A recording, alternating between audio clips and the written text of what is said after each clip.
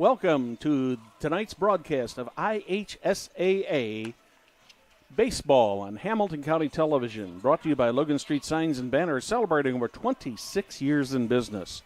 We'd also like to thank all of our other great sponsors, in addition to Logan Street Signs and Banners: Noblesville Trophies, Community Health Network, Church, Hiddle and Antrim, Smith's Jewelers, Green Scene Lawn and Pest Control, Hamilton County Radio, the Hamilton County Reporter, and Logan Street Sanctuary in Noblesville. Good evening, everybody. Live from the Dunk on State Road 32 at Hazeldale Elementary School. It's Noblesville Millers varsity baseball. Tonight, we have the Millers against the Newcastle Trojans. I'm Brad Silbert along with Perry Williams. Perry, we have got probably what so far this year has got to be the most perfect weather for a ball game that we've had all season. Yeah, Brad, but I don't think the standard is real high so far. But, yeah, we do have a nice night. I agree with that. Yeah, and we're looking forward to a non-conference game for the Noblesville Millers against the Newcastle Trojans. And the Trojans come in here 7-2 and got a really good ball team. They're batting .309, so they are a good team. They're batting the ball all over the place. So the only common opponent is both teams have played Avon, and they tied Avon, and then the Millers swept Avon in a two-game series. One of the four, two of the four games that conference game they had last week. So the Millers are 4-0, sitting on top of the Hoosier Crossroad Conference. Well, let's talk philosophically, Perry, just about how differently do these teams approach the fact that for, that this is a non-conference game for, obviously for both of the teams. That's kind of an understatement. But, in the Millers will have conference games coming up later this week against Franklin Central. In fact, tomorrow night. Yeah, and the Trojans will have conference games later this week in the Hoosier Heritage Conference. How do these teams approach these games in comparison, a conference game versus a non-conference game? Well, I think basically you'll see this much like it is in the college game on their weekday games. I think you will see some other players playing in the game. As you well know, in conference games, probably teams maybe have 2 or 3 subs the whole game. Okay? Yes. Mm-hmm. So you may see a few more things here. The Millers are opening with Jarrett Crandall, which is a sophomore. He pitched on Saturday, had a real rough outing against Fishers.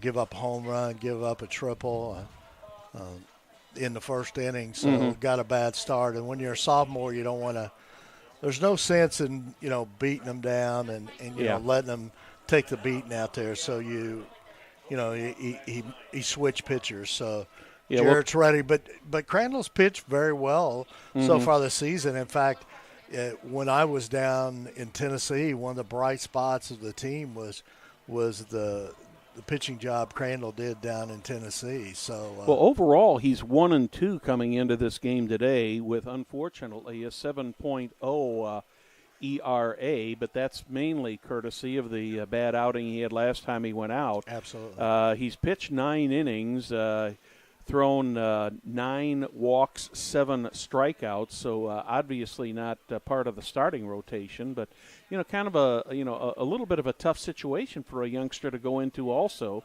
It's a matter that as I see it, the coaching staff and the players, they all want to get the playing time, but when it comes down to the conference games, that's where all the that's what counts in the standings. So the coaches are looking a little different at it. The one thing a little bit different now, Brad, with the 2-game series, Fishers won this, the conference last year and then won the state tournament, but they had to have 3 pitchers. I mean, you have to have 3 pitchers. Yeah.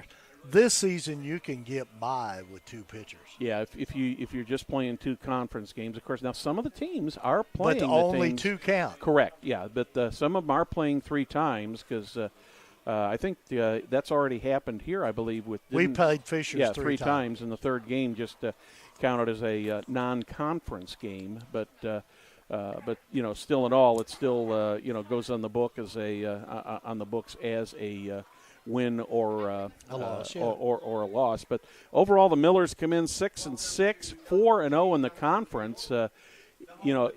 Trip to the trip down south, Perry. You saw a number of those games, and they came up against some really, really tough competition out south.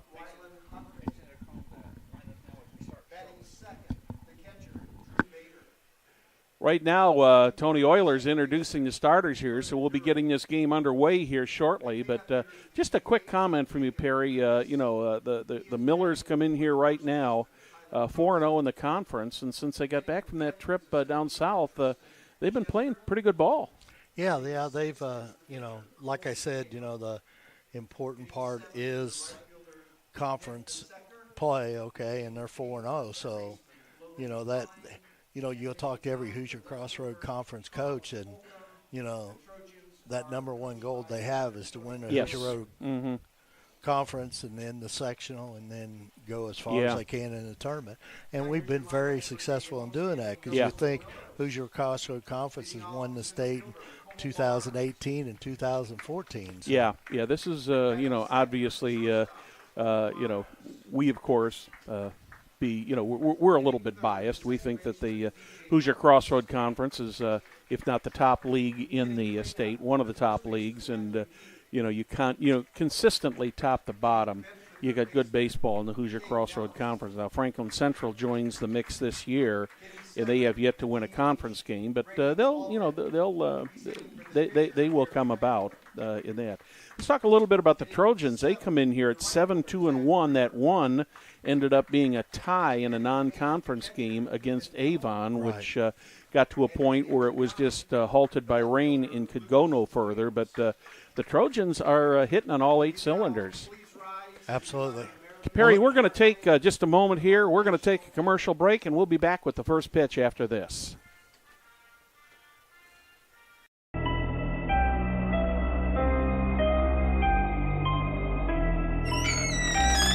Can I help you? Yeah, I'm looking for Logan Street signs and banners. You found us. But this ain't Logan Street. This is South 10th. We moved 22 years ago. Well, how come you didn't change the name? That would have just confused people. Well, actually, South 10th is Allisonville, if you're from Fishers. Well, before that it was 37A, and before that it was State Road 37. So you're telling me that Logan Street signs and banners isn't on Logan Street anymore. It's actually on South 10th. That's Allisonville in Fishers. And before that, it was 37A and 37? So you got...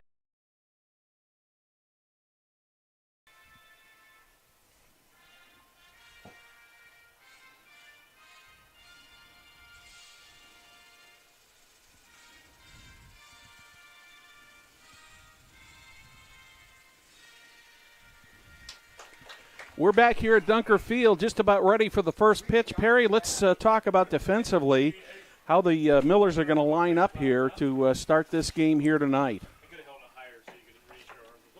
Well, the Millers, of course, is basically the same lineup they've been going with all season long. It's Matt Peak at first base for the Millers, DJ Owens at second, Cooper Miles at shortstop, and at third base – Caden Ellis. Caden Ellis. I didn't have Ellis's name down. I'm sorry. And behind the plate, Ethan Emmel, who is this is his second year to be the catcher for the Millers. And on the mound, the sophomore Jarrett Crandall, which we talked about earlier. Well, the Millers, as we said earlier, come in here at 6-6, and since they've been home, they've been playing very, very good baseball, Perry, and they come in here with a batting average of .233, which has been going up. But now, when you talk about the Trojans, you're talking about a team here that has a team batting average of .309, on-base percentage of .401, and a slugging percentage of .393. So the Millers, not only offensively but defensively, they're going to have to be on their toes tonight. Absolutely. This is going to be a good ball game, a good test for the Millers. Going into tomorrow night's game with Franklin Central. So Rylan Hundley moves into the batter's box. He's the first batter for Coach Tony Gregory and the Newcastle Trojans. He steps in, a senior, batting .368. Not bad. Yeah, not bad at all. First pitch from Crandall is a called strike, strike one. That's what you like to see. You like to see that first pitch right in there and over the plate. Yeah, because I don't want to talk about it much, but the first pitch he threw the other night in Fishers was a home run. Yeah, so. first pitch, yeah, that was a tough situation for him. And that kind of shakes any player, but when you're a sophomore, it's a little bit tougher.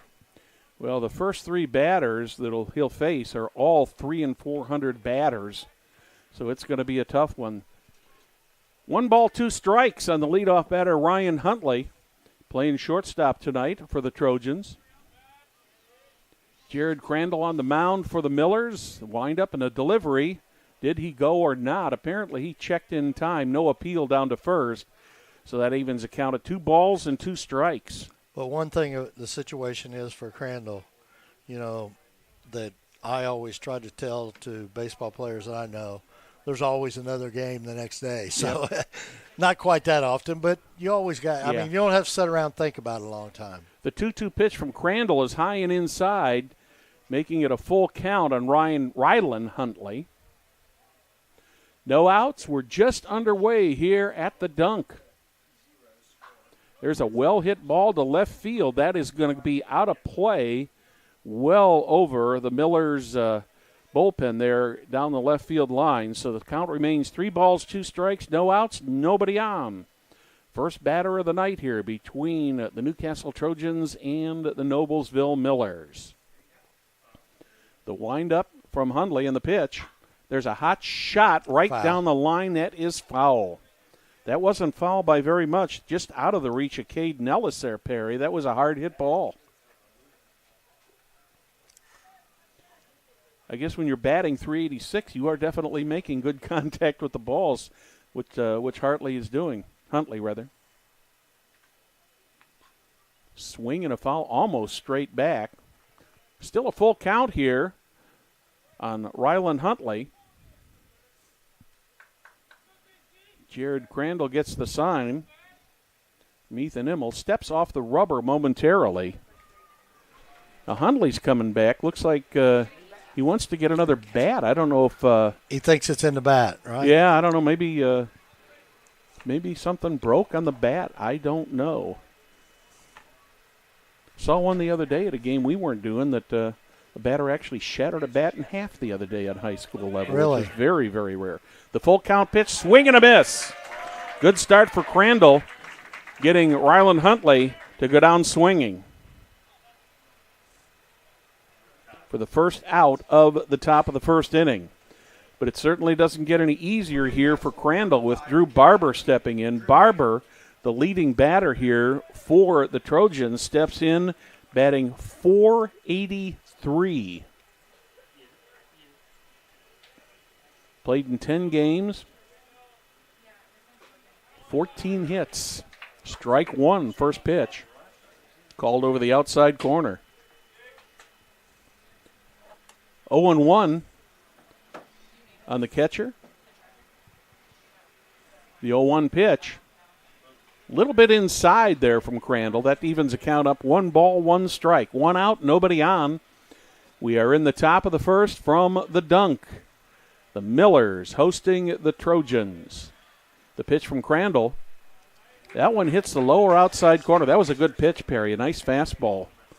Low and right over the corner of the plate. Friend Craig Atkins just came walking in here. Craig, the voice PA of announcer. The Millers. Yeah. A ball and 2 strikes. That one, Crandall tried to put that in just about the same place, but got it a little bit outside, so he evens up the count. 2 balls and 2 strikes on Drew Barber. Barber very, very close on the inside of that batter's box. Swings, fouls that one off to the left side, right over by the Miller dugout, so the count remains 2 balls and 2 strikes. 2-2 on Drew Barber.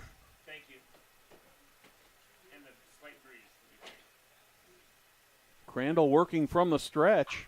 There's a hot shot down the left field side, but once again a foul ball. Trojans, when they've hit the ball, Perry, they've hit it foul, but they've been getting some bat on that ball so far. Absolutely. Another 2-2 pitch on the way from Crandall. There's a pop-up. That one's going to be out of play. Immel thought there might be a play in that to begin with, but sounded like it might have hit the roof of the press box here, Perry. So it wasn't too far out. No. Actually, if it had come through the roof, it probably would have hit Craig Atkins right on the head. It was right above him. Still at 2 balls, 2 strikes, 1 out, nobody on. Top of the first. No score. Millers and the Trojans. Another 2-2 pitch. Outside. Second batter in a row, Crandall's gone full on, Perry. So far, no damage, but he has gone full count on both of the first 2 batters he's faced. Once again, Barber very, very close to the plate. The full count pitch. He draws a walk. So the Trojans have got the first base runner of the game on the walk to Barber. That'll bring up the number 3 hitter, Dakota Durek. He's a junior. He's batting .424.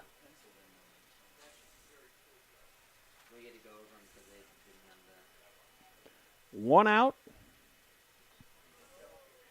1 runner on.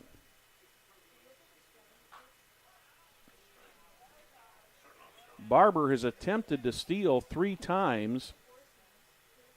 Been successful all 3 times so far this season. First pitch to Durek is fouled back toward the Miller dugout. 0-1.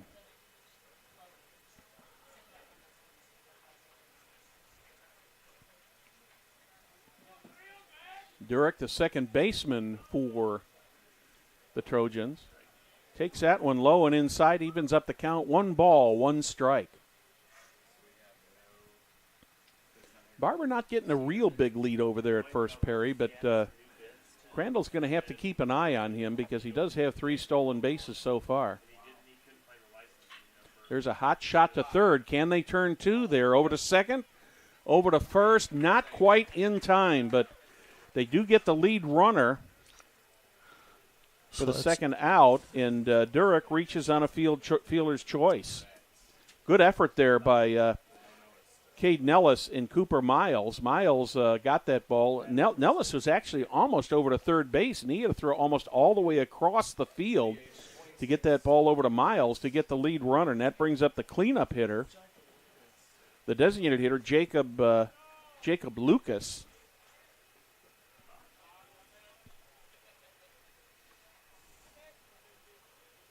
Lucas batting .444. Amazing. First pitch of ball. Crandall takes a look over to first. The pitch. Outside, low and outside.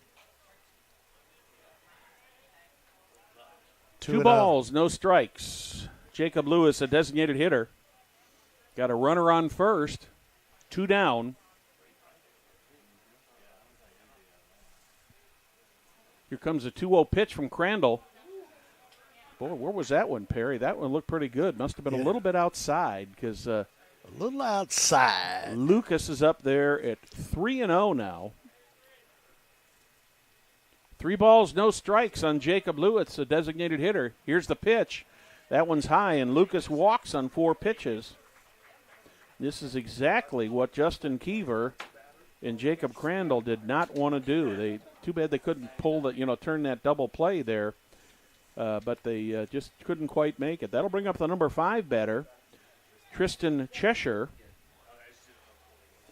Cheshire is batting, by Newcastle standards, a rather low .241. He's a senior, playing center field today. 2 on, 2 out. The first pitch from Crandall. That one hits the lower outside corner for a called strike.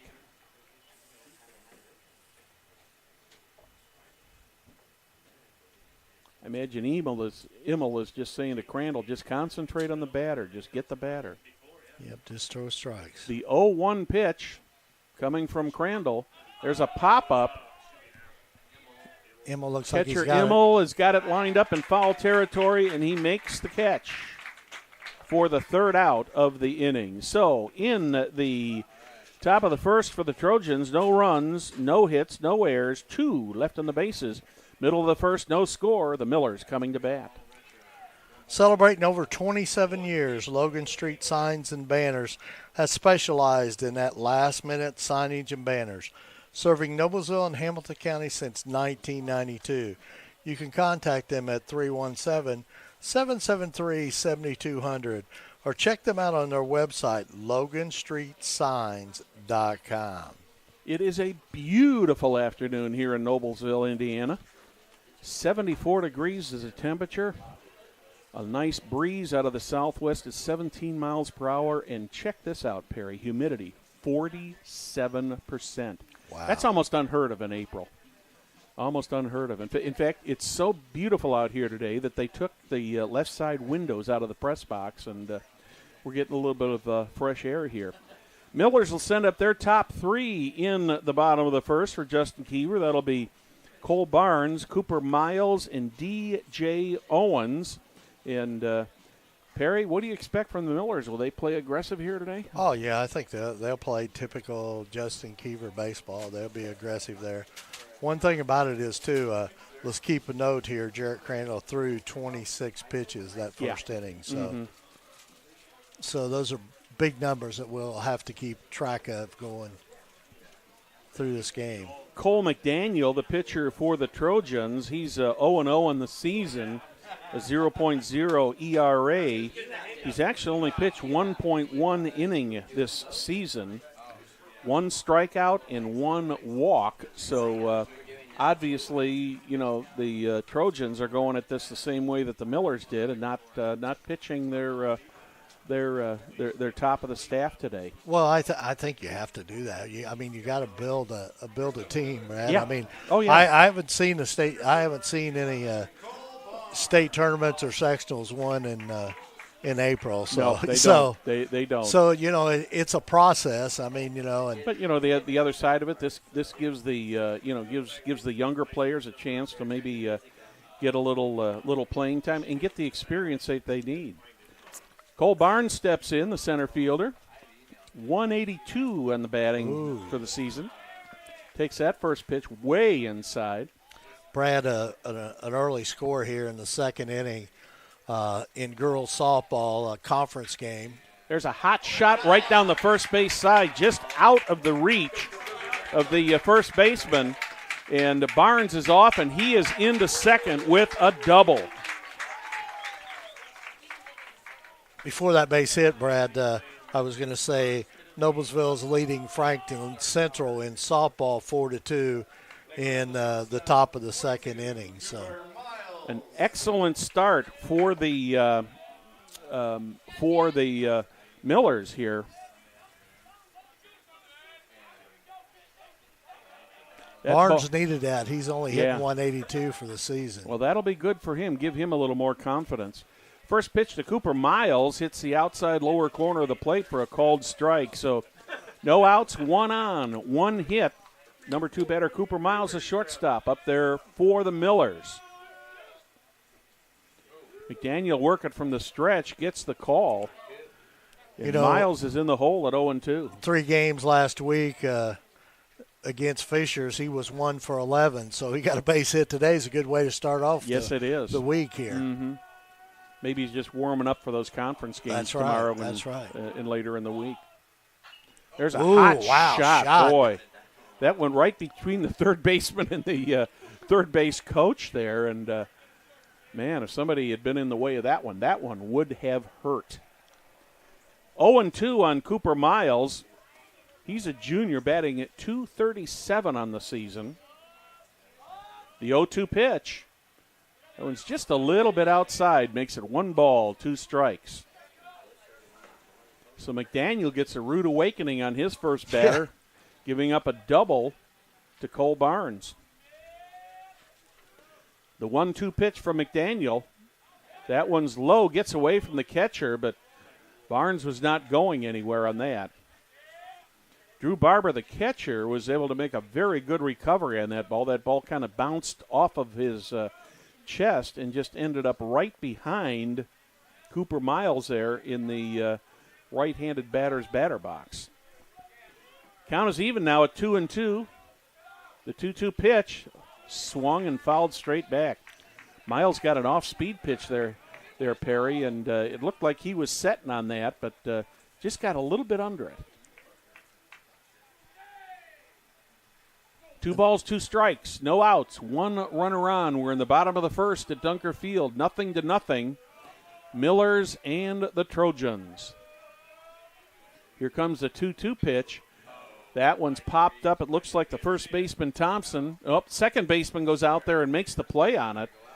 That was Dakota Durek. It looked like at first Tyler Thompson was going to make the play on that, and Durek called him off and ended up making the play to get the put out. So the Millers have got 1 down now on the pop out to the second baseman. Well, the good thing for Newcastle too was that Barnes could not advance. So. Yeah, it was not hit far enough that he could advance, but I think part of that was the wind coming out of the southwest brought that ball probably a little bit more back into play towards second base. So number 3 batter, DJ Owens, a .333 batter, steps in. Owens at second base, his normal position.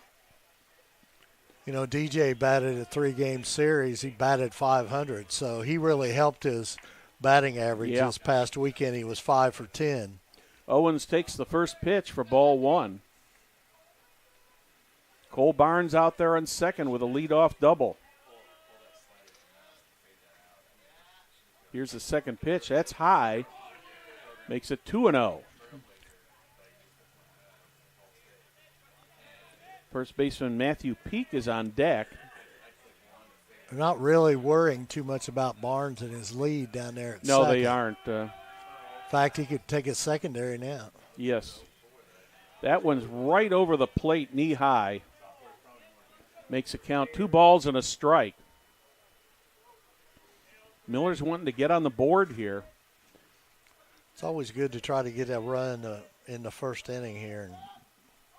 They're giving nice Owens block. a lot of, good block there. That ball ended up in the dirt, and catcher Drew Barber actually had to move over behind the left-handed batting Owens to get that ball. But Trojans are giving Owens straightaway dead right center field is wide open. There's a hot shot to first picked up by Thompson. He goes over to the bag and gets the second out unassisted. But it does move Barnes down to third base here with 2 outs. So Cole Barnes moves over to third on the play, and that'll bring up the cleanup hitter, first baseman Matthew Peak.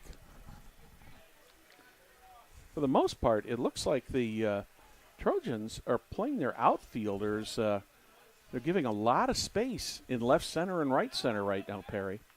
Center field is straight away and deep. Peak takes the first pitch from McDaniel for ball 1. 2 outs, one runner on third. Cole Barnes represents the go-ahead run here. Millers would like to get a run and get it in here early. The 1-0 pitch. That one hits the outside corner just about belt high. That was a nice pitch, Perry. Peak steps back in. McDaniel gets his sign, still working from the stretch.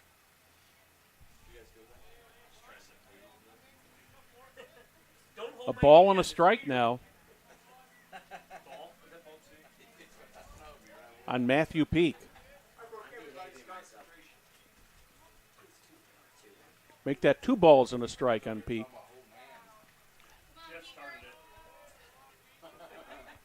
Any hit into any base hit into the outfield, Perry, and the Millers will definitely take a lead here. Second and shortstop playing very deep. All 4 positions on the infield playing pretty deep. Here comes the 2-1 pitch to Peak. That one's outside, 3-1. What do you think the coach will give Peak here? Do you think he'll give him a swing away sign or let him? I think he's got the green light. Yeah, I mean, he's a senior. Let him go if he gets something good. He's a cleanup hitter. I wouldn't know why not. Matthew Peak up there, 3 balls, 1 strike. McDaniel from the stretch. Ooh. Up and in, ball 4. Pretty high. So the Millers have got their second runner of the inning. That's going to bring up the third baseman, Cade Nellis. Watch here. This may be a little early here, but the other night, Coach Fitzpatrick kind of went ahead and got the guy at first in a rundown, okay, and scored that run at third. But it's pretty early in the game, but, you know, that is something that the Millers have in their bag of tricks. Well, I think first pitch from McDaniel to Nellis is outside, off-speed ball. Barber's doing a pretty good job blocking those off-speed pitches that McDaniels is throwing. He's managed to keep everything in front of him so far. He certainly has. 1-0 on Nellis. Runners on first and second. That one is that well hit. That's very well hit. It's out of here. It's a 3-run homer. Wow. For Cade Nellis. Cade Nellis connects right to one of the deepest parts of the stadium. I imagine that ball had to go at least 390 feet, Perry, to get out of here. Yeah, it's a pretty good shot. So the Millers end up putting 3 runs on the board here, courtesy of the 3-run homer from Cade Nellis. Cole Barnes was on third. Matthew Peak was on second. And, of course, Nellis makes the trip around the bases to score that third run. I think this is big for the Millers in this game, Perry, because Newcastle is a good team. Yeah, and, you know, the Millers certainly do not want to go out and give them a lead. I think they would just as soon get out there. They want to play with the lead. Yeah, they want to play with the lead. Sixth batter to come up in this inning is the designated hitter, Brady Walden. And he's the leading hitter on the team at 381. Yep. Walden takes the first pitch for strike 1. Well, that will make a change in Mr. McDaniel's earned run average, Perry. That was probably about – you're probably right, because straight center is 392, and then the sign there says 380. Because it was just about at that big tree right out there to the left of the light standard. 85 to 390 probably. Second pitch to Walden was a ball. Third pitch just coming in there. That one was low, and once again, it gets away from the catcher, Barber. That's what we need, Brad. We need to have one of those golf, range finders there where you can shoot and see how far that travels. Jim, can we get that, man? Can we get something like that? 2 balls and a strike on Walden.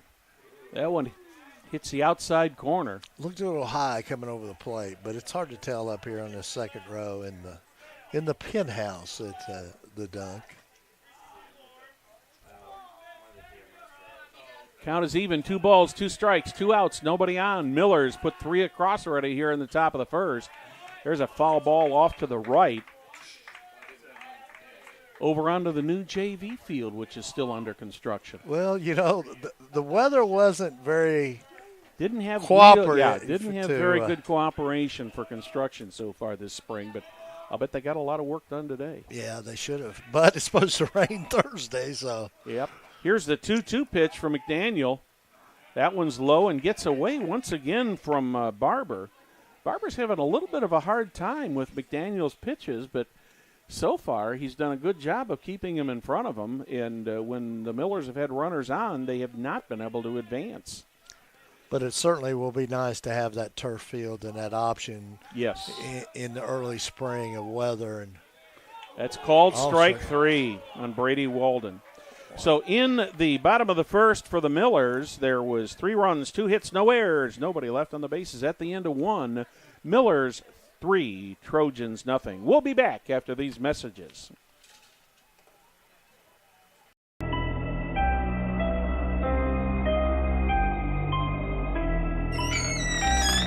Can I help you? Yeah, I'm looking for Logan Street signs and banners. You found us. But this ain't Logan Street. This is South 10th. We moved 22 years ago. Well, how come you didn't change the name? That would have just confused people. Well, actually, South 10th is Allisonville, if you're from Fishers. Before that, it was 37A, and before that, it was State Road 37. So you're telling me that Logan Street Signs and Banners isn't on Logan Street anymore? It's actually on South 10th. That's Allisonville in Fishers. And before that, it was 37A and 37? So you got that straight? Logan Street Signs and Banners conveniently not located on Logan Street, but rather South 10th Street in Noblesville. Exactly. Welcome back to Dunker Field. Noblesville Millers entertaining the Newcastle Trojans. I'm Brad Silbert along with Perry Williams. And Perry, I just can't say it enough today. What a gorgeous day for baseball. Absolutely. You know, we were talking in the first inning about Crandall throwing 27 pitches. Well, McDaniels threw 25. So yeah, we're pretty even right there right now. Well, big difference though is a three-run homer. Mr. Crandall has a 3-0 has a 3-0 lead for the Millers. Cole McDaniel, the pitcher, steps in. A .333 batter. Top to bottom, these Trojans are really hitting the ball.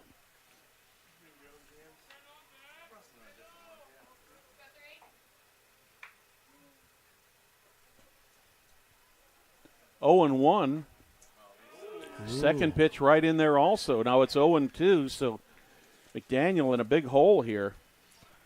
You know, Crandall's throwing some pretty nice pitches, Brad. Yeah. I mean, you know, but he did the other night against Fishers. It just, you know, but Nick Lucas is one of the best hitters, and well, he is the best hitter in the conference. So he's very near that 500 mark, I believe, if I remember correctly. McDaniel just a sophomore. Both there pitchers at are 1 and 2. The 1-2 pitch from Crandall. There's a pop-up. Looks like the second baseman, DJ Owens, has got it right behind second base for the first out of the top of the second. Sun not really too much of a factor for the infielders yet, Perry. Give it another hour or so, and it'll be right field will be pretty tough. And yeah. Second base will be well, pretty tough. I got to believe right now for the right fielder, for Groover out there in right field, it's probably a little bit tougher than it is for the infielders because the infielders aren't looking quite as much into the sun. That brings up the right fielder, Biesecker. Takes the first pitch for ball 1. Second pitch. That one is hit right straight to center field. Cole Barnes lines it up, and it looks like 2 up and 2 down. That would be great for Crandall if he can get out of this inning with very few pitches, Brad. Yeah. Well, Cole Barnes initially moved around a little bit on that thing, but Perry, he couldn't have been positioned much better defensively to make that play. Absolutely. Third baseman Logan Klein steps in, a 192 hitter. 2 outs, nobody on. We're in the top of the second. First pitch to Klein. Crandall manages to hit the outside corner for a called strike 1. Infielders playing back. That one is inside, right across the inside corner of the plate, and Klein is in the hole at 0-2. The 0-2 pitch coming from Crandall. Tried to put it just about the same place, but got it too low that time. 1 ball, 2 strikes.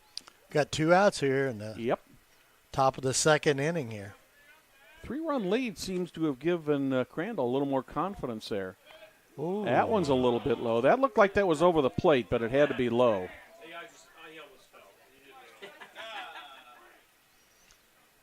You know, we got a pretty good look here, Brad. I mean, we may be able to save a little money. We may be able to umpire right from here. Yeah. 2-2. Nice Took the pitch. third pitch for a strikeout. So In the top of the second for the Trojans, no runs, no hits, no errors, nobody left on the bases. After an inning and a half, it's the Millers 3, the Trojans nothing. Noblesville Trophies offers a large range of products, including sports trophies, corporate award, and in-house embroidery. Noblesville Trophies provide you with that same-day service for those last-minute decisions.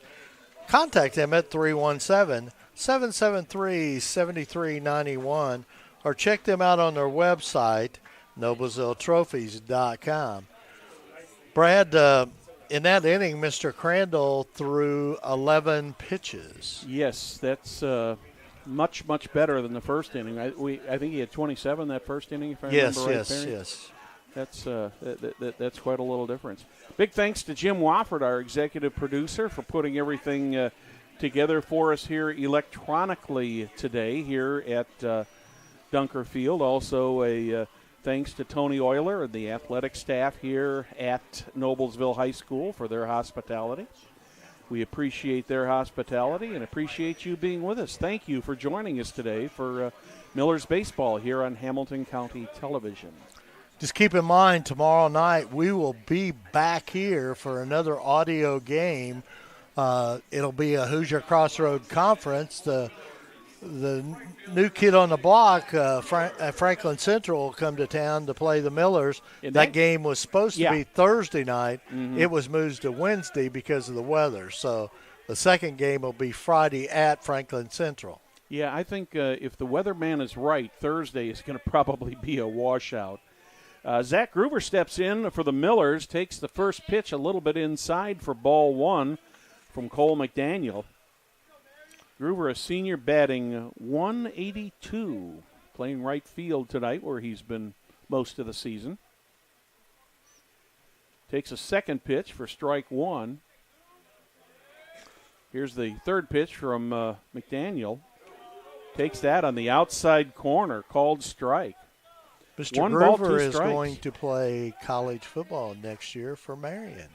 Well, good for him.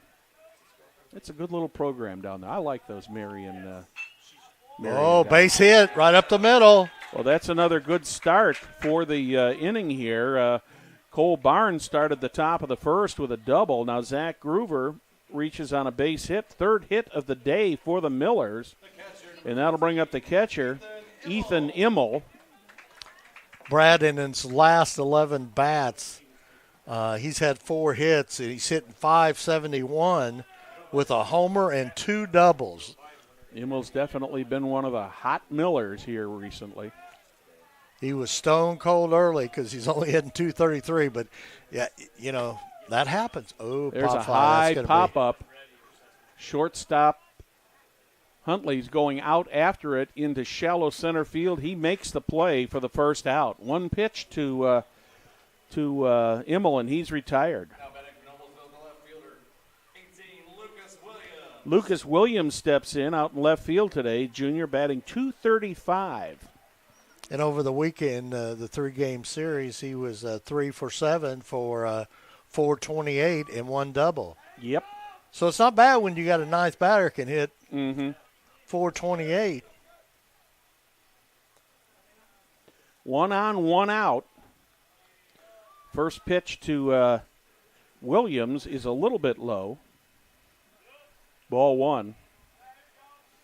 Williams out in left field today. Got a big number 18 on his back. The Millers wearing their gold uniforms with black numerals and black letters. White pants. That one's a little bit high. 2 balls, no strikes on the left fielder, Lucas Williams. McDaniel not paying a whole lot of attention to Groover over there at first base. Which is a huge mistake because Groover's very quick. Groover dances off the bag but doesn't go anywhere, and at the same time, McDaniel delivers strike 1 to Lucas Williams, makes the count 2 balls and a strike. We are in the bottom of the second. Millers are up 3-0 here from the dunk. The pitch over the inside corner right at the knees. Evens the count, 2 balls, 2 strikes on Lucas Williams. Be back to the top of the order here. So far, Groover hasn't even looked like he's attempted to steal, Perry. I'm a little surprised at that. The 2-2 pitch. Instead, McDaniel goes over to first, over to Tyler Thompson, and Groover is back in plenty of time. I wonder if somebody on the obviously, McDaniels thought he was going to go this time, right? Yeah, I don't know if he got a signal from somebody to throw over there, but that's the first time that he has thrown over to first. Of course, he's a right-handed pitcher, so that gives the runner a little bit of an advantage. Hit and run, he's going to have to There's get back. a pop fly. The shortstop, Huntley, is under it. He makes the catch, and during the play, Huntley lost his hat, so he had no sun protection there. And he's caught both the outs. Mm-hmm. Back to the top of the order for the Millers, Cole Barnes, who started the game out with a double. Into right center field, steps back in. Groover at first. Barnes at the plate. Cole McDaniel on the mound. The pitch from McDaniel. He's going. Here goes Groover. He's going to be out. He's caught stealing. So Barnes will be back up. Yep, Barnes will be back up. But we are through 2 in the second inning for the Millers. No runs, 1 hit, no errors, nobody left on the bases. End of 2. The Millers 3, Trojans nothing. We'll be back on Hamilton County Television.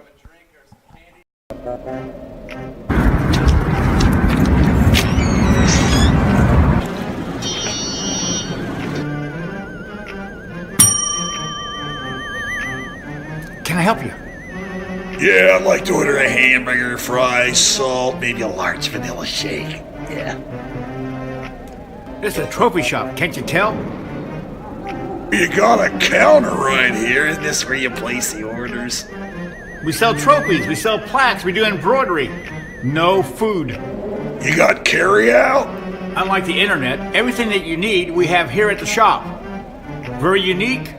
You order today, carry out tonight. That's our version of carry out. All right, I'll take one of everything. Well, that may take a little longer. We'll have it for you tomorrow night. You know, Jim, I'll be back tomorrow to pick it all up. We'll wait for you. Don't wait long. Well, Brad, both pitchers in that second inning did much better. They both threw about 10 or 11 pitches, so and a pretty quick inning. So, well, I think part of that, Perry, is they're not used to pitching. Maybe get a little bit of the jitters out, settle down, and away you go. And in that, the Trojans in the top of the third will bring the 9, 1, and 2 batters up. Ninth batter is a left fielder, Colin Holcomb. He takes the first pitch for ball 1. It'll be kind of interesting to see, the top of the order for Newcastle are hitting very, very well. Yeah. But after one look at Crandall, it'll be interesting to see what they're going to be able to do up there. Holcomb not a bad hitter at 353. That one goes foul down the right side, evens the count up, 1 ball, 1 strike.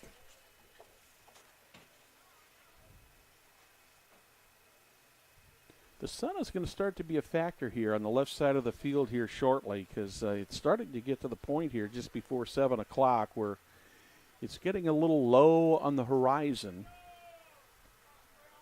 They've got the lights on here already. The 1-1 pitch from McDaniel. That one is slapped right over the shortstop's head into left field. And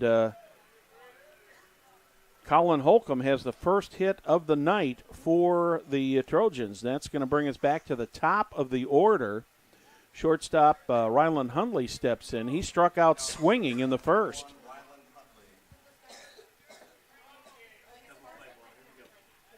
Let's see if Crandall holds Holcomb close or doesn't seem to be paying too much attention to him right now. That one's a little bit high. Immel came out of his crouch pretty quick there, like he might be thinking about throwing down to first down there to Matthew Peak, but he did not throw the ball. 1-0. The 1-0 pitch on the way from Crandall. Looks like inside there. Yeah, a little bit inside, 2-0.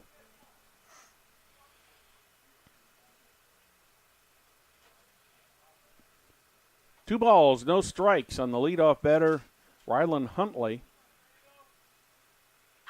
That is very well hit. That is going to be gone. Gone. That is gone almost all the way out to State Road 32. Rylan Huntley got everything there was on that ball, Perry, and I think when that left the bat, I don't think there was much doubt that thing was. That thing was climbing. Yeah, that was a very well hit ball. So the Trojans have narrowed the lead to 1 run here in the top of the third with a 2-run homer by Rylan Huntley. That ball, it was probably fair by a good 30, 40 feet, but it was right over the head of the left fielder Lucas Williams, and Williams hardly moved. He just watched that thing sail past him. Drew Barber steps in, takes the first pitch for a strike. He walked the first time up.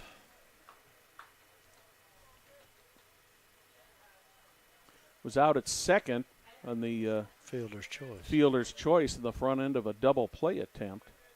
Nobody on, 2 in here in the top of the third. Big swing and a foul ball by Barber. He's in the hole 0-2. Now, if you're Jared Crandall, you just got to kind of settle down here, right, Perry? Oh, absolutely. Don't let that home run bother you. No. You're still in the lead. You're still up 1 run. Still a lot of time left to go in the game. The 0-2 pitch is outside. 1 ball, 2 strikes to Drew Barber. Both of these catchers have had to do a lot of moving around today. Immel has also had to move around a little bit to keep the ball in front of him. The 1-2 pitch on the way from Crandall, just outside, evens a count, 2 balls and 2 strikes. Dakota Dunnick on deck. The 2-2 pitch. That's swung and fouled almost into the Noblesville dugout to our left. Barber really turned on that, though. Yeah, he got way in front of it. I think he was looking for a fastball. Got an off speed and just fouled it off.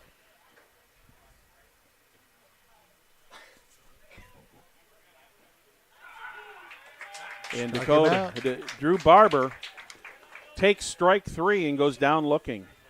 Good sign for Crandall, a good hitter like that coming up after a home run. He strikes him out. So yeah, that'll maybe give him a little bit more confidence there. Dakota Durek steps in, reached on a fielder's choice in the first inning. Playing second base today. 1 out, nobody on here in the top of the third.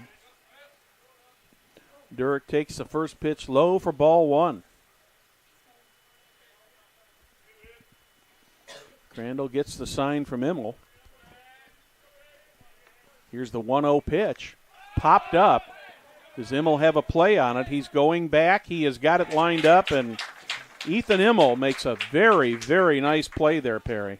Absolutely, and, that's the second one this ball game for the catcher to catch behind home plate. So, yeah, and that's so important. We could go a lot of games without seeing that at all. Yep. We've already seen 2 here in 3 innings. Designated hitter Jacob Lewis steps in. He reached on a walk his first time up, so officially no at bat yet today. 2 outs, nobody on. He's a sophomore. First pitch to Lucas is right over the plate, knee high for a called strike 1. Nice size sophomore, too. Mm-hmm. I bet he plays football, too. Think he's a Trojan? Well, you could almost call him a Trojan horse. He's a big boy. 1-1. He thought about it. Yep. 1 ball, 1 strike on Jacob Lucas. The pitch from Crandall, that one misses. 2 balls and a strike. 2 outs, nobody on. 2 runs in here in the top of the third for the Trojans. On a 2-run homer by Ryan Huntley.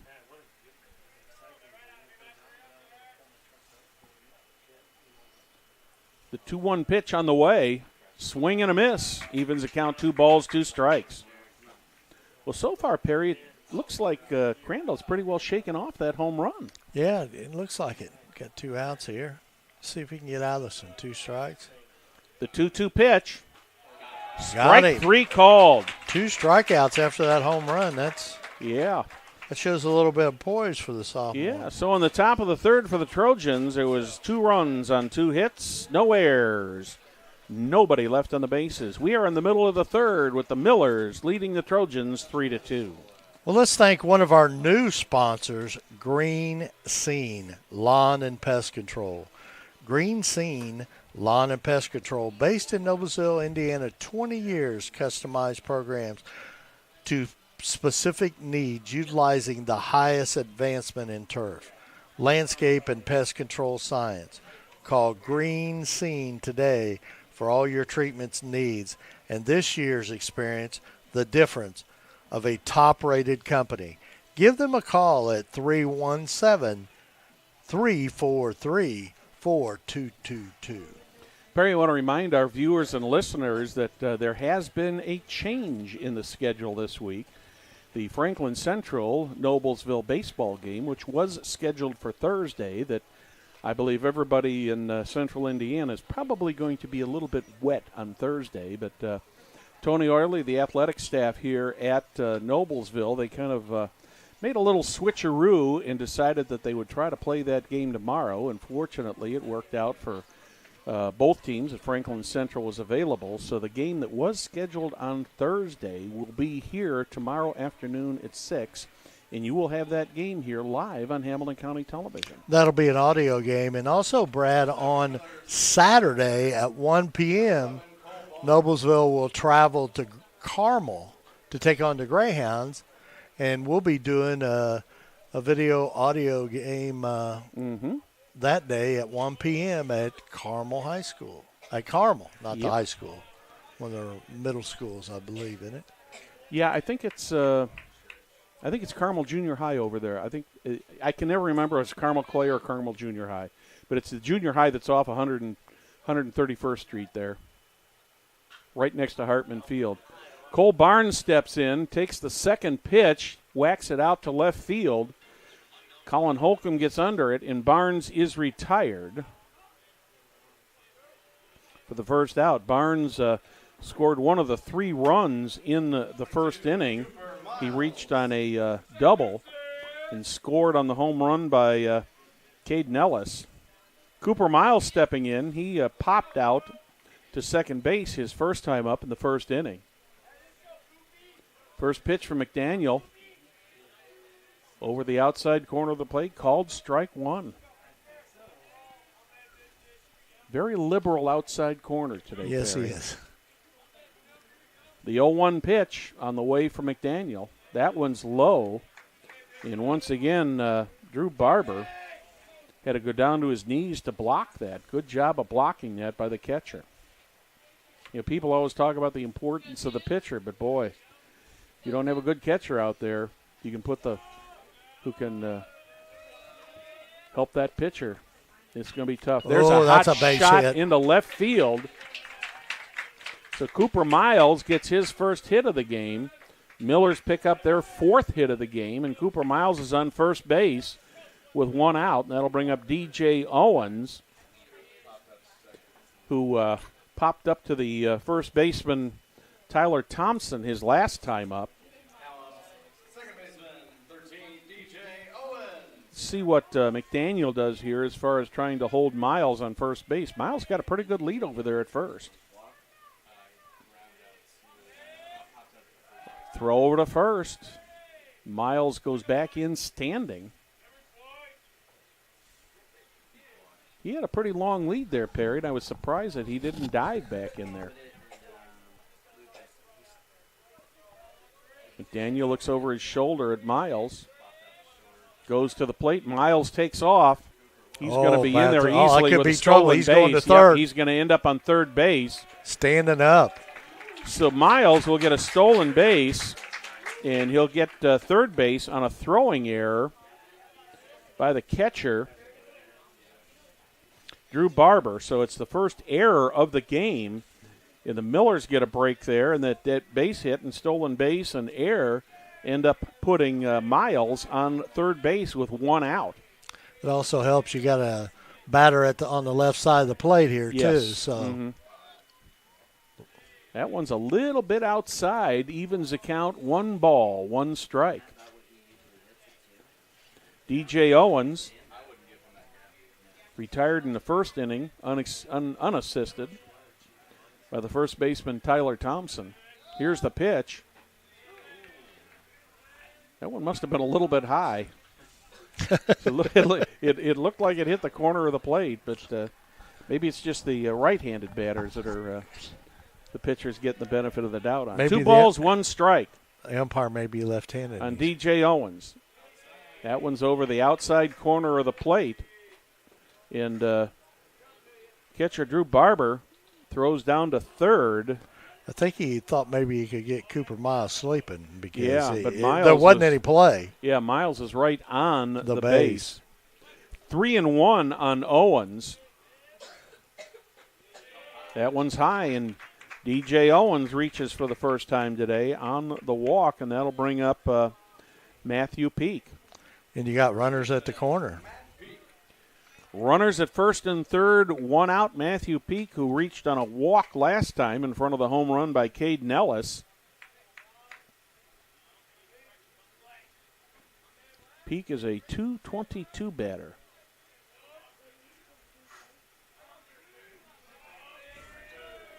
McDaniel in a jam here. First pitch to Peak. That one goes into the dirt, and the Millers are going to score a run here. That one got away from Barber. So that will be a wild pitch to score the run. And on the wild pitch, DJ Owens ends up at second. So the Millers have got their first run of the third inning. Their lead is back to 2 now at 4-2 here with 1 out in the bottom of the third. A 1-0 count on first baseman Matthew Peak. Single here puts another run on the boards for the Millers. Nobody's holding. No, they're not holding him at second. That one's a little bit outside. 2 balls, no strikes.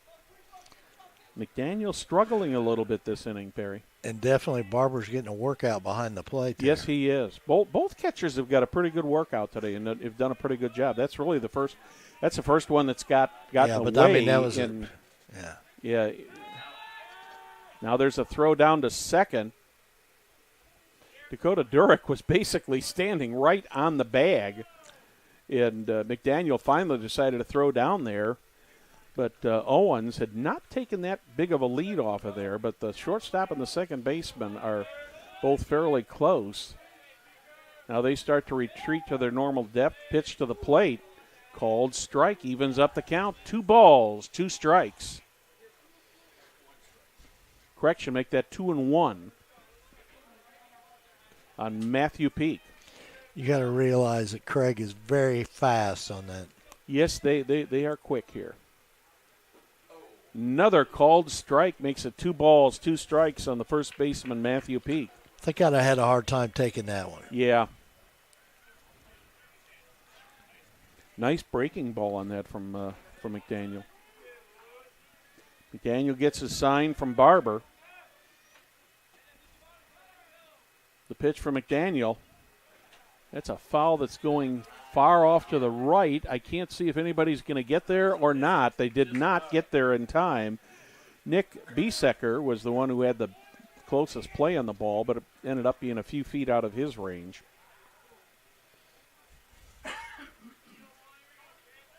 Count remains 2 balls, 2 strikes, 1 out, 1 on, 1 in here in the bottom of the third for the Millers. Good battle here between Peak and McDaniel, Perry. Yes, it is. The pitch from Peak. Ooh. Oh, my, oh, my. I think I'd have been a little bit nervous about taking that ball, but Peak took the pitch. It's called a ball, so full count on Matthew Peak. He walked his last time up and eventually scored in the first inning. The full count pitch from McDaniel. Swing and a miss. Ball was dropped by Barber, but he tags peek out for the second out. That'll bring up the third baseman, Cade Nellis. Nellis with the big hit in the first inning, the 3-run homer. Another home run here by Nellis makes it a 6-2 game if he can connect again, Perry. And when he got a hold of that ball was very, very well hit.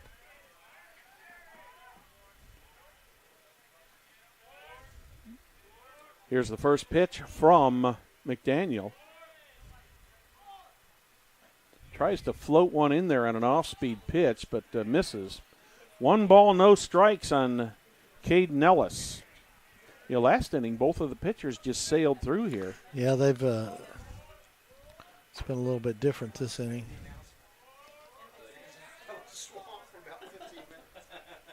Nellis takes the second pitch, called strike, evens up the count. 1 ball, 1 strike, 2 outs, 1 on, 1 run in so far here in the bottom of the third. The Millers and the Trojans. Pitch to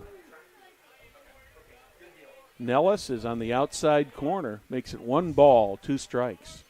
Millers with 4 runs, 2 hits, no errors. Trojans, 2 runs, 2 hits, and 1 error. Nellis trying to put a ball in play or get a hit here. Trying to give the Millers another run. That one's well hit, but that one's going to be foul. Woo. That one went a long way, but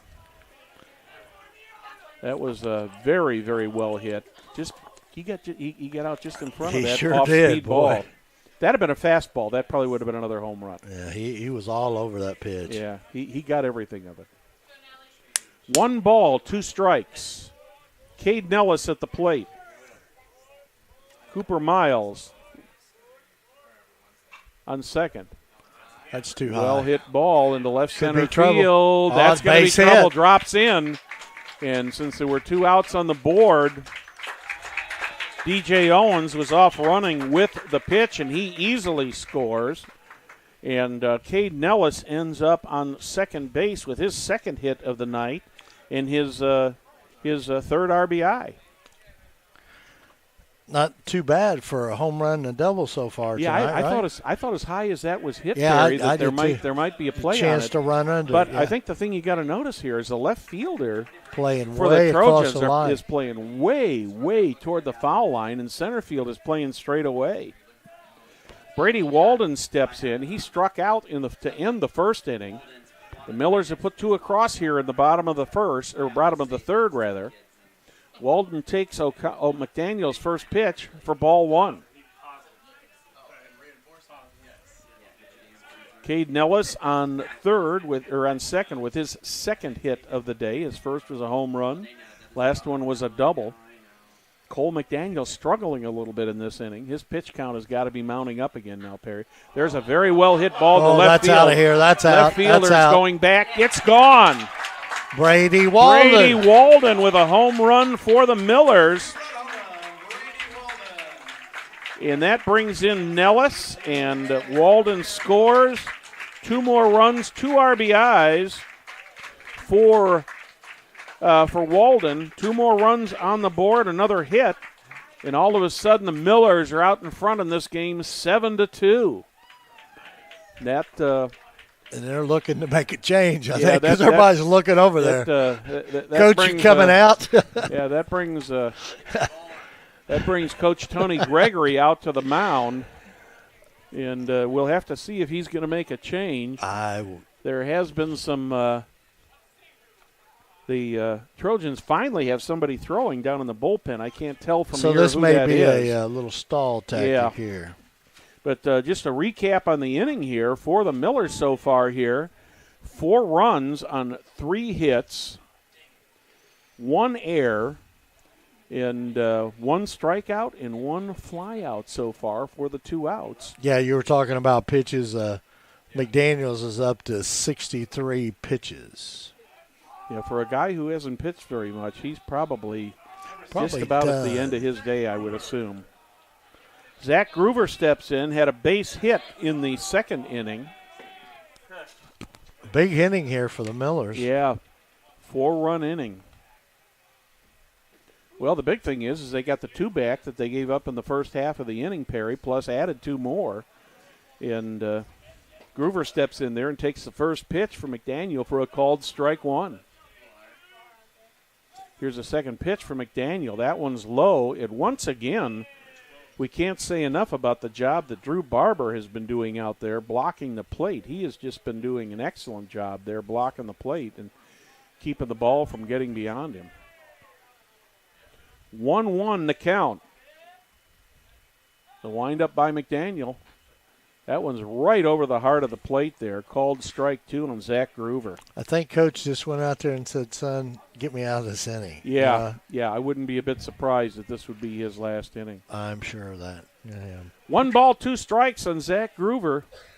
Swing and a miss by Groover. The ball hits the ground but is thrown to first, and Groover is retired for the 3rd out of the inning. So in the bottom of the 3rd for the Millers, 4 runs, 3 hits, 1 error. Nobody left on the bases at the end of 3. Millers 7, Trojans 2. We'll be back on Hamilton County Television.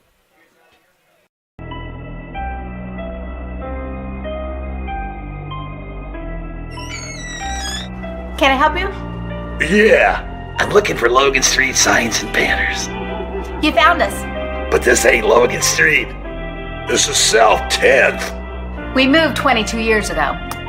Well, how come you didn't change the name? That would have just confused people.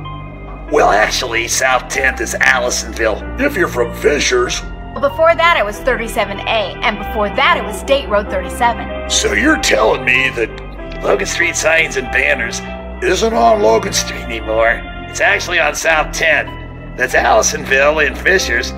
And before that, it was 37A and 37? So you got that straight? Logan Street signs and banners conveniently not located on Logan Street, but rather South 10th Street in Noblesville. Exactly. Welcome back to Dunker Field. I'm Brad Silbert along with Perry Williams. The Millers ahead of the Trojans 7-2. And take us through the 4th and 5th, Perry. Here we go. Sounds good. Looks like Jared Crandall's back on the mound here. Takes his last warm-up pitch, and Ethan Emmel throws down to second base. So we're getting ready to start the top of the 4th inning. Big inning there for the Millers. They gave up 2 runs in the top of the inning there in the 3rd, but came back and scored 4 to get those 2 back and then put a couple more on the board and take a 5-run lead, Perry. Absolutely. I think the first batter up here is Chaser. Yeah.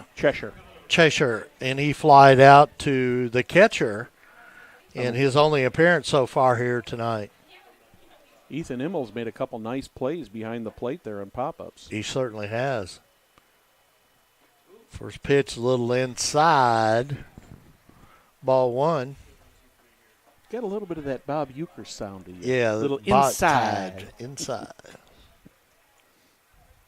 We need the sound effects, like they used to do with it. Yeah. Pitch low. 2-0 here on Mr. Chaser.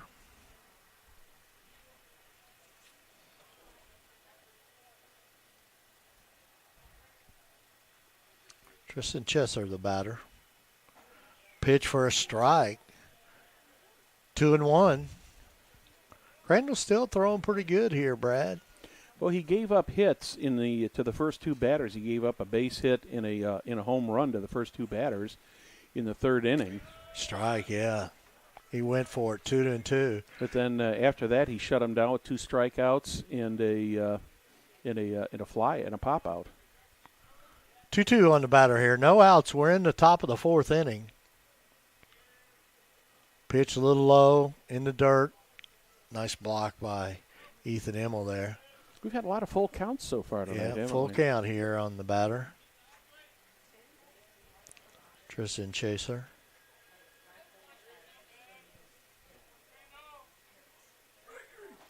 Got him swinging. Nice pitch there by Crandall. He just got the high heat right by Cheshire and struck him out. Crandall's, getting some strikeouts mounted up here a little bit, Brad. Cole McDaniel's the batter for Newcastle Trojans. We got one out here. 5th strikeout for him.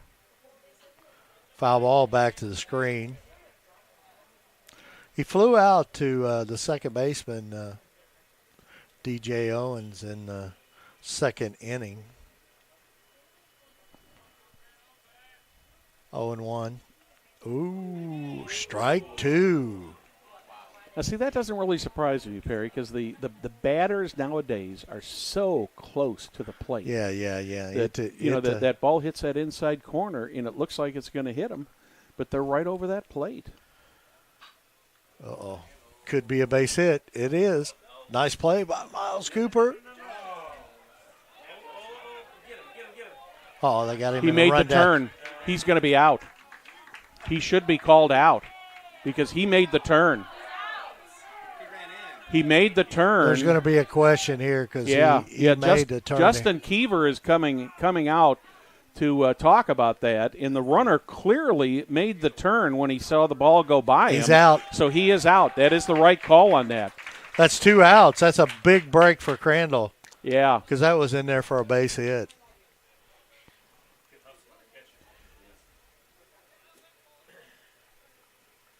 So McDaniel is he actually gets a base hit. He gets a base hit on that, and then he is out. I think that ball came back to Ethan Immel, if I'm not mistaken. Then Matthew Peak finally tagged him out. Right. For the second out. Strange play. But we'll take it. There's a ground ball. Oh my. Oh. DJ Owen took his eye off the ball there, Perry, for the second error of the inning. You know, one thing about it was there, Brad, or the first error of the inning. Yeah. DJ Owens doesn't make many out. No, he doesn't. He doesn't make many mistakes. He's been there for quite a while. We got 2 out though. Yep, but first error of the game for the Millers. Klein, the batter. First pitch for a ball. 1-0. We got 2 outs though. Score 7-2. The Millers are up in the top of the 4th inning. Pitch, little inside, nice block by Immel. Talk about strange plays. Did you hear about the other one, the one the other night up in Toronto, where the batter was up 2 balls, 2 strikes, or rather, 2 balls, 2 strikes. I'll finish after this pitch. The pitch swung on, out of play. Had a runner at first and took the 2-2 pitch for a ball, started going down the baseline because he thought it was ball 4. The runner on first started going to second. He got tagged out, and he was out. They blew the count. I'll be darned. So the pros make mistakes, too, every once in a while, Perry. And they probably made $80 million. Yeah, that's true. That's true. The kind of bucks that Tony Euler makes, Ball. 3-1. Millers need to shut him down here right now. Absolutely. 2 outs here. Runner on first got on an air. Strike. Nice. That evens it up, full count. Nice pitch right there by Crandall. Yeah, that fastball in the inside corner there, right at the knees. Let's see if he can throw the best pitch of the night right here and get himself out of this. Millers have not had anybody warming up in a bullpen, Brad. He's going to try to go as long as he can. Of course, he's got 7-2 lead, so fly ball. Cooper Miles will have it for the 3rd out. So that's a 3rd out for really 1 hit, right? Yep, final. No runs. One left on base. Yeah, we're in the middle of the 4th. 7-2 still in favor of the Millers. What about one of our sponsors, Well, Brad? I'll tell you what. You know who's celebrating 27 years in business? Do you have any idea, Perry? I bet you it's Logan Street Sons. It can't be, because Jim does not look that old. Old Jim Wofford, they call him. Well, Logan Street Signs and Banners, celebrating 20 years in service, specializes in last-minute signage and banners, serving Noblesville and Hamilton County since 1992. Give them a call at 317-773-7200 or visit their website, www.loganstreetsigns.com. Follow them on Instagram, Facebook, and Twitter. And, if you're in the neighborhood, just stop by and say hi to Will and Deb. They'd love to see you. They like to chat almost as much as old Jim does, doesn't he? Absolutely. Well, a little update on the softball front here in the Hoosier Crossroad Conference battle. Franklin Central leads the Noblesville Millers 8-6 in softball, and they're in the top of the 6th inning. So Franklin Central leads Noblesville 8-6. We have a new pitcher, and the new pitcher for the Trojans is the first baseman, Tyler Thompson.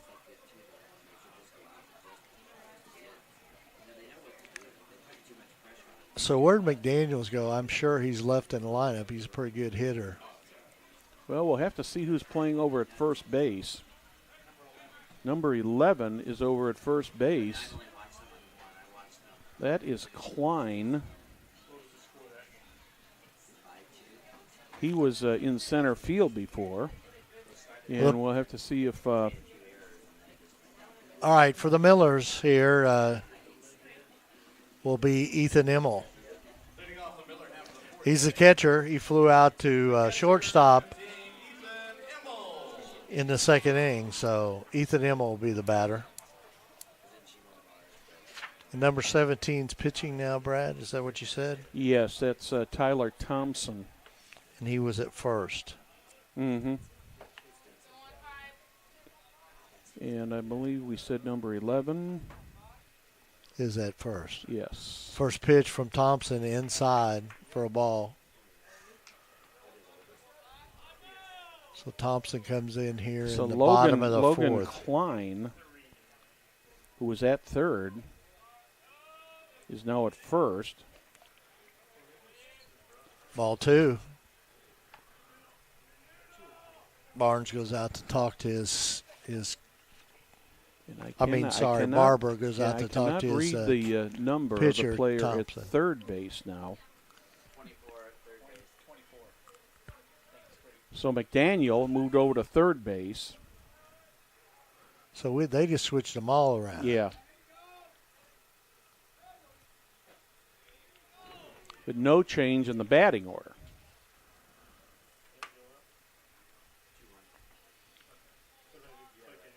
Two and one on the batter.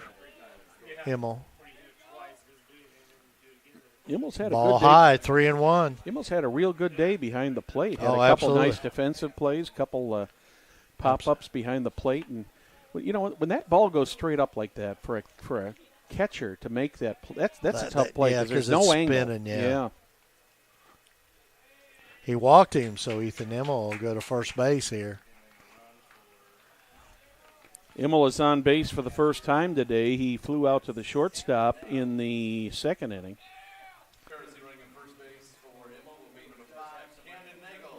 Camden Nagel will be running courtesy runner for Immel. Lucas Williams will be the batter for the Millers. He bats from the left side of the plate.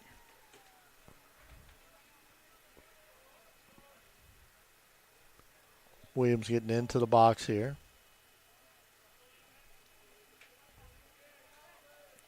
Thompson takes his sign. So we're to first. The pitch. First pitch for a strike. Miller's seeing a lefty now. Lefty against lefty here. For Tyler Thompson.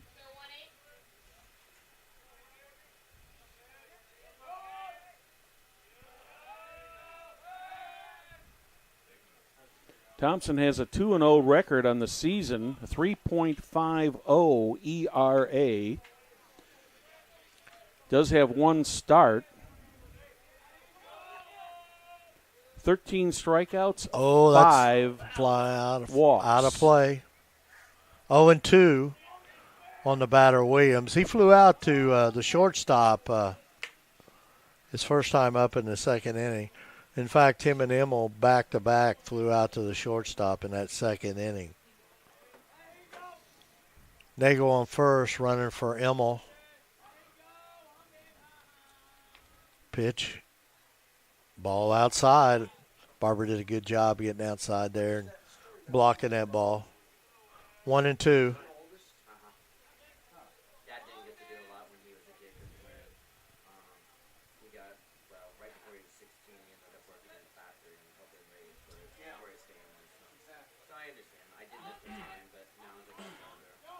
The pitch from Thompson.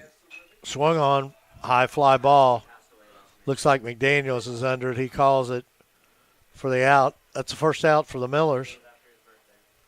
But we'll go back to the top of the order. Cole Barnes will be up for the Millers.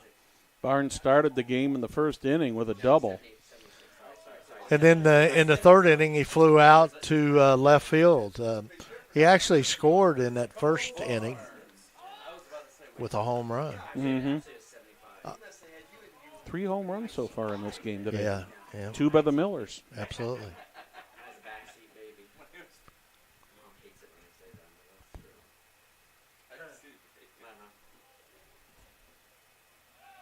First pitch, he's going. Nagel's standing up. Ball 1 on the batter. Barber didn't even try to throw down on that pitch. He had such a good jump. He had a great jump, and the ball was down there in the dirt. And I think Barber had a hard time even holding on. Yeah, even holding on to it and blocking it. It may have come loose in front of him. Cole Barnes, the batter for the Millers. Ball high, 2-0. 2-0 on Cole Barnes.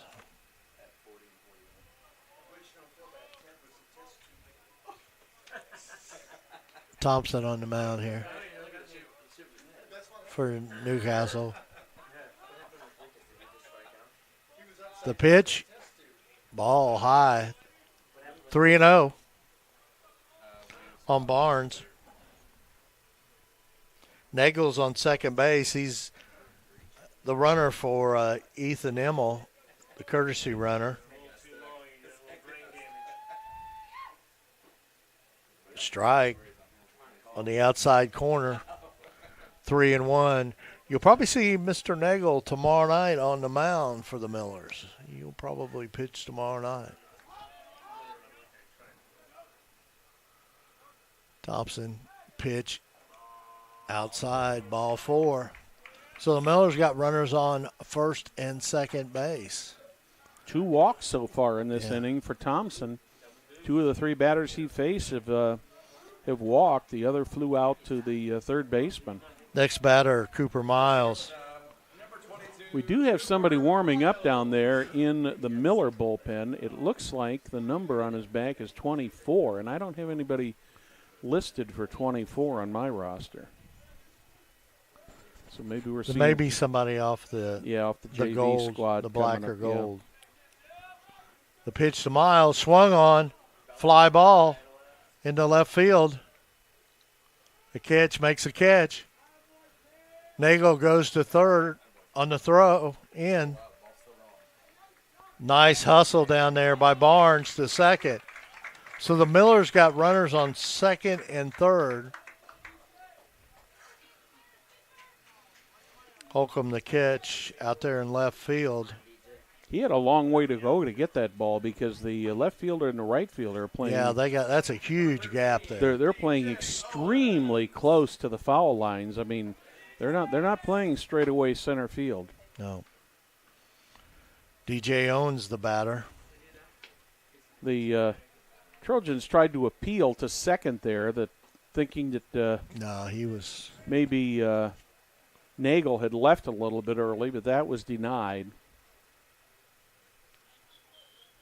Owens the batter. Miller's got runners on second and third here. There's 2 outs. Ball outside. 1-0.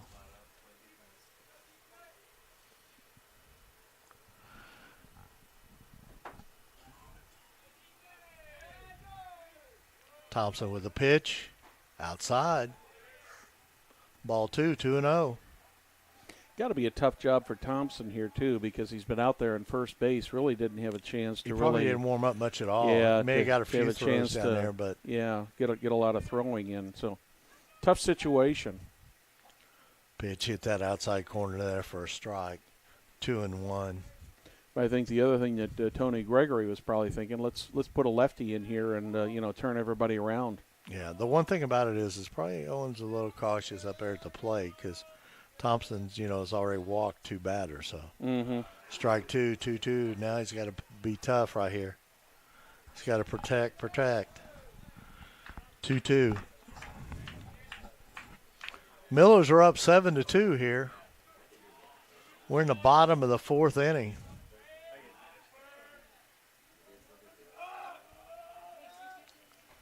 Pitch high. Full count. So full count. Runners on second and third. Got to be about the 5th or 6th full count we've seen tonight between both teams, pair. A lot of full counts so far.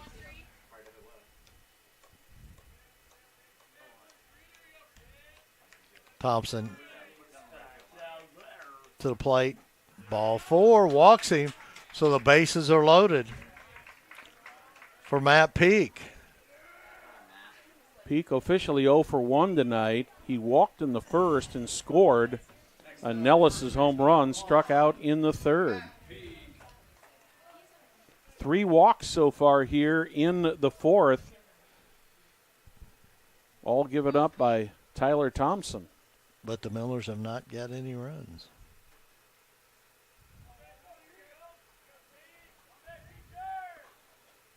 The pitch inside, ball 1. Another good job of blocking there by Drew Barber. That ball very easily could have gotten away. Oh, that could have been big trouble there. Yeah, that would have definitely scored another run.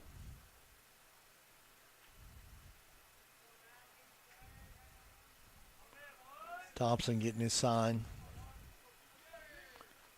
Not really looking much to his runners. Pitch high. He's struggling to hit the plate so far, certainly is. Certainly is. He's been behind every batter so far this inning. Bases loaded. Pete could blow this game wide open with a base hit. Ball. 3-0.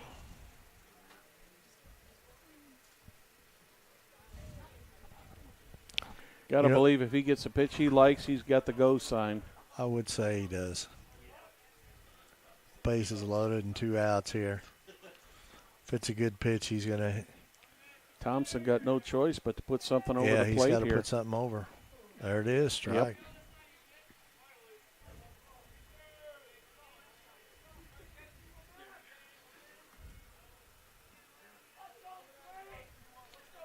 Three and 1 still on Peak.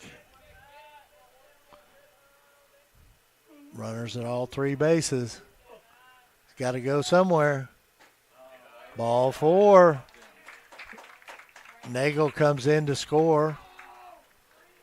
And everybody moves up. 4 runners, 4 walks so far this inning. And Caden Ellis comes to the bat. Not a good place to be. Nellis He's had a home run and a double, so. Yep, home run and a double. Both well-hit balls. Absolutely hard hit balls. I mean. And they are giving him right center field all day Yeah, they haven't shifted at all. A line drive toward that 360 sign is going to score 3 runs here, Perry. Easily. 1-0 on that pitch. First pitch was low and outside for a ball. Nellis gets in the batter's circle. Strike 1. 1-1. We got 2 outs here. The Millers have scored 1 run on a walk, walking in a run. Ball outside. You know, for a guy who's got the bases loaded and already walked one in, Thompson is not really taking his time out there. No, he's not. He's working pretty fast. Yeah, a pitcher to do. He's working very fast under the circumstances. Here he comes with the pitch. Ball outside. He's not even close, Brad. He's just had a very, very difficult time hitting the plate here so far this afternoon. And I'm sure that Newcastle, you know, with conference games coming up, they're not wanting to use a lot of pitchers to stay close. 8-2 here. Oh, fly ball. High pop fly out to center. Oh, my God. Oh, my goodness. Chisler almost slipped and fell out there center field, but makes the catch. So the Millers leave the bases loaded and score 1 run. 1 run, no hits, and we'll be back after this from our sponsors.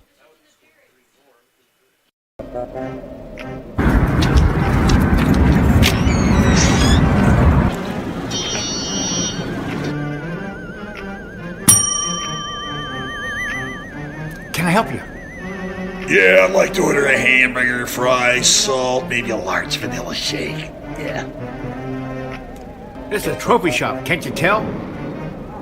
You got a counter right here. Isn't this where you place the orders? We sell trophies, we sell plaques, we do embroidery. No food. You got carry out? Unlike the internet, everything that you need we have here at the shop. Very unique. You order today, carry out tonight. That's our version of carry out. All right, I'll take one of everything. Well, that may take a little longer. We'll have it for you tomorrow night. You know, Jim, I'll be back tomorrow to pick it all up. We'll wait for you. Don't wait long. Jared Michaels is in to pitch for the Millers here as we go into the top of the 5th inning. So Jared Michaels comes in and inherits an 8-2 lead. No S, Brad. Michael. Jared Michael. Say it 3 times. Michael. Okay, we got it. There's only one pitcher out there. Yeah. 3 of them, he would be Michael. Yeah. Jim said a funny there, you know. Jim said a funny? So here we go. I don't have anything on Michael. Has he thrown any varsity before, Craig? Has he thrown varsity ball before? First up for the Trojans here at the top of the 5th, left fielder number 14, Colin Holcomb. Colin Holcomb is the batter for Newcastle. First pitch for a strike for Michael.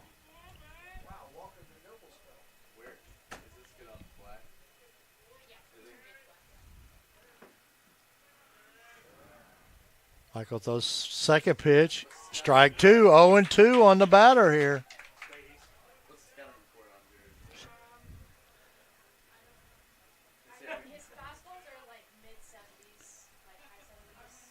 Ethan Immel going out to talk to young Jared Michael, probably more to discuss signs than anything else, saying, okay, because it looked like Immel was expecting one thing and got something different. Else, so. Yeah.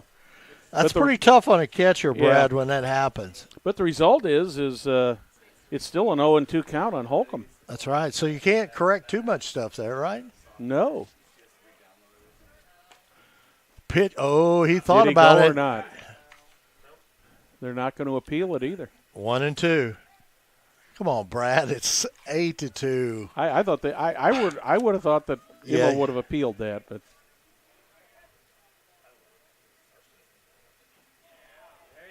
Got him on the very next pitch.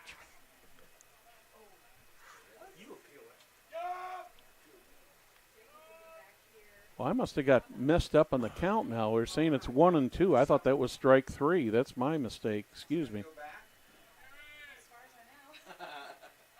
Ground ball to Cooper Miles. Throws over to first to Peak for the first out. So there's 1 out. I think that's the first infield out other than a fly ball of this game, Perry. Jarrett Michaels, a sophomore, Brad.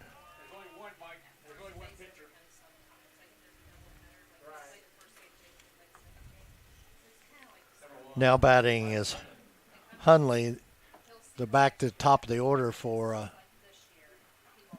ball outside. Jarrett Michael.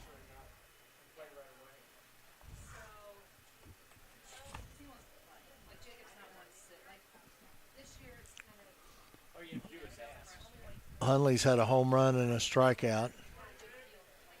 2-0. Last time up, man, he cranked one over the left field wall. He got every bit of it. Pitch, fly ball, out of play, back to the screen. 2-1. There's nobody warming up down in the Trojan bullpen, so it would appear as though they're going to go back to Thompson again.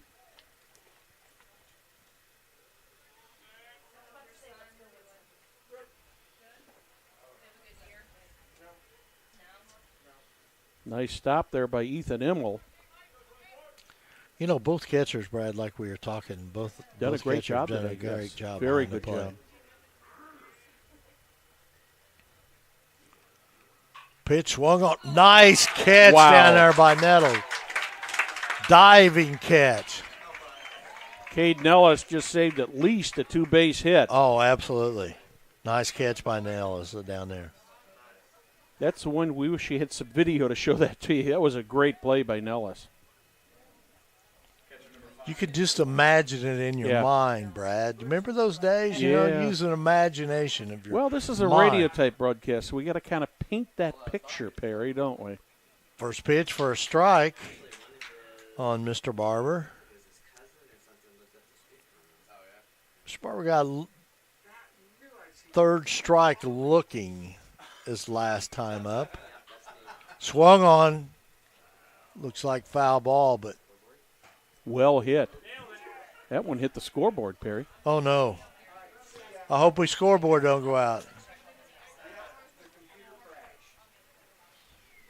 Well, it's 0-2 on the batter here. It's not sputtering. It's still the lights still are still ticking. On. Like a Timex, takes a licking and keeps on ticking. I believe that his scoreboard has been here since the first day. Ball, 1-2. Mr. Orler, is that our original scoreboard? No. Really? No. It needs to be replaced, but it's not the original. 1-2. Swung on, fly ball. Lucas Williams under it. Makes the catch for the third out.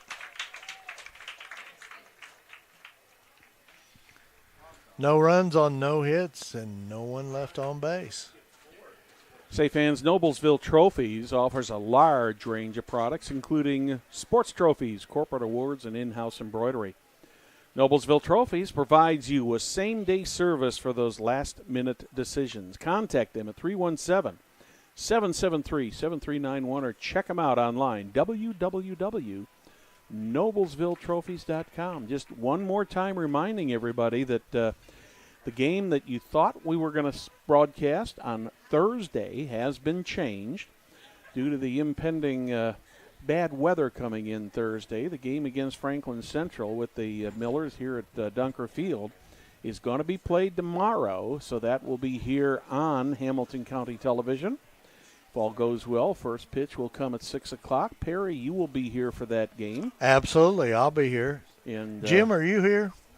The Millers are kind of, shall we say, warming up for the Flashes for the first conference game against Franklin Central coming up here since they have joined the Hoosier Crossroad Conference. And that's not all this week, fans. I mean, we're at Carmel on Saturday, a 1 p.m. start over there at Carmel. So first pitch 1 p.m. So we'll be broadcasting Noblesville Millers against the Carmel Greyhounds.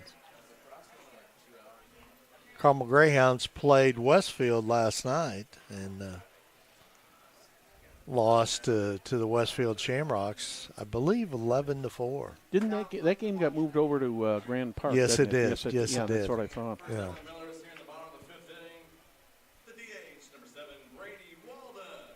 Well, Perry, how about one more half inning? Okay, That sounds good. Brady Walden, the batter for the Millers, here at the bottom of the 5th inning.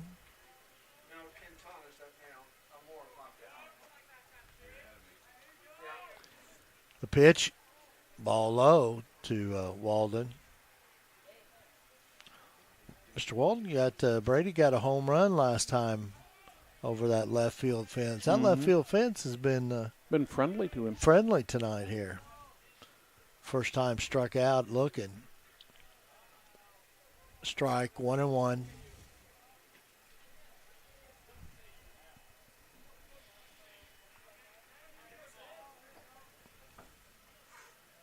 Pitch swung on. Foul ball.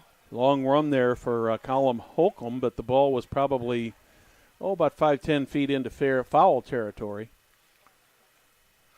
It's hard for me to see at this spot right here, that down that line. We just need to move that wall there. Well, when they do the electrical work, have them take the wall out. Yeah, You got pull in here, don't you? no, not that much. Oh, okay. Only people like Tony Aller can get things like that I done. say you could bring a sledgehammer with tomorrow and take it out. Pitch to Walden. Ball 2-1. I think Tyler Thompson wanted that pitch. It was maybe just a little bit outside, but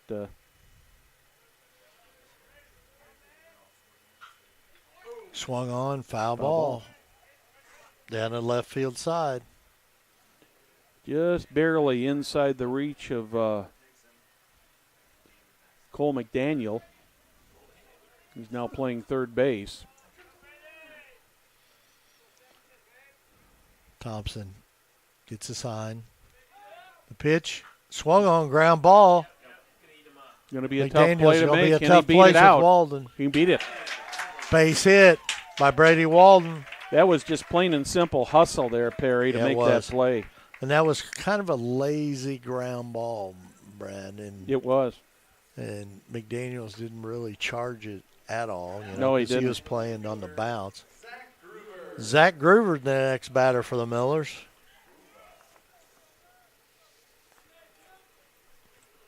He's got a base hit and a strikeout.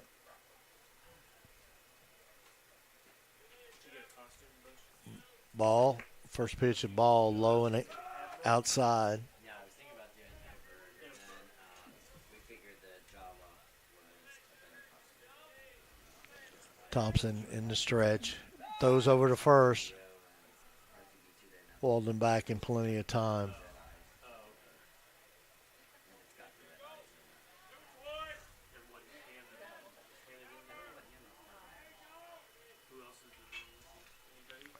Fly ball into left field.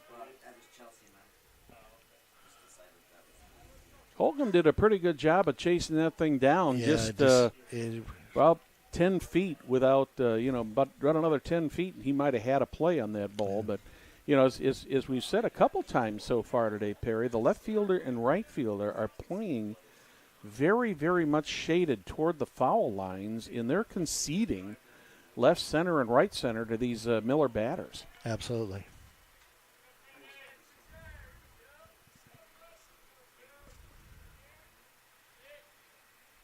The pitch from Thompson swung on, should be a base hit. Base hit to the wall. Groover going to second. He's going to get a triple here. Run will score. Walden scores. Groover he cranked around there, man, on that. He sure did. And that flying. ball was just barely out of the reach of Nick Biesecker. Nice Right try out fielder. there. Yeah, he made a nice try on the ball, Perry. But there again, we just said it a couple of minutes ago. Yeah, the left fielder and the right fielder are playing close to the line. Yeah, they are There's not. A big if they had been gaps. playing straight away, that would have been a relatively easy play for him to make. But as it turns out, It turns into a one-run triple for Zach Groover. 2 hits so far here in the bottom of the 5th already. Got a pinch hitter for the Millers here.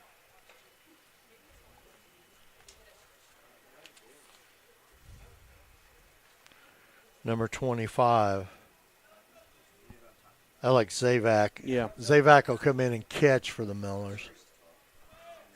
With the MO catching tomorrow night, they're giving him a little bit of a break here, so Zavac will come in and catch.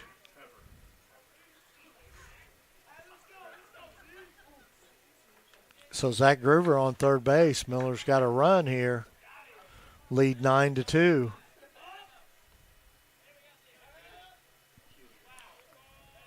Pitch low and inside.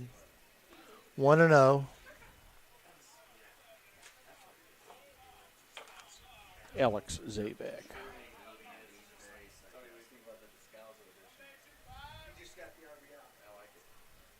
1-0 on Zavac.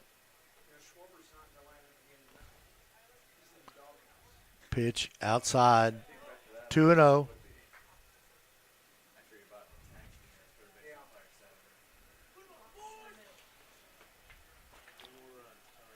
Two and 0 here. No outs. 3-0. Yeah, 3 more runs in this inning, and the Millers could end it here in the bottom of the 5th, Perry. That's right.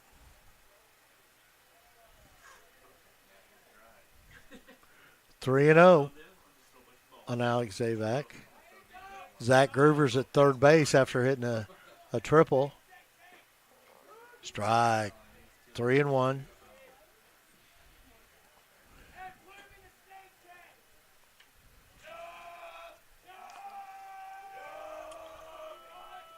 Here we go, Thompson from the stretch. Groover at third. Ball 4. Alex Zavac, I'm sure there's going to be a runner coming in for Zavac. I don't see anybody coming out of the dugout yet. But we are going to have a little conference at the mound here. Tony Gregory coming back out. And yes, I do see Camden Nagel out there. Yeah, Nagel will run because he's the courtesy runner.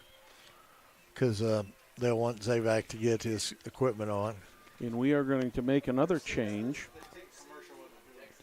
And we'll be back after this 60-second timeout on Hamilton County Television.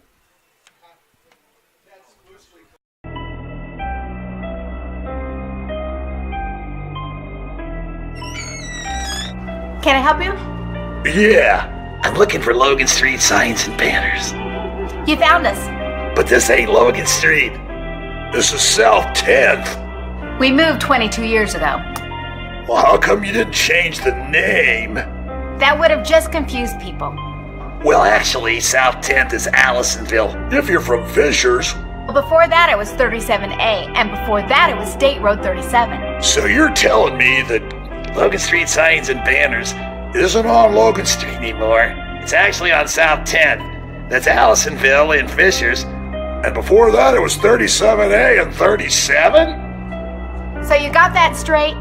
Logan Street signs and banners conveniently not located on Logan Street, but rather South 10th Street in Noblesville. Exactly. Pitcher. Well, we're back here. Number 12, Dunker Corbin Malott is going to be the new pitcher. He is a sophomore for the Trojans. So the Trojans are to their third pitcher of the day.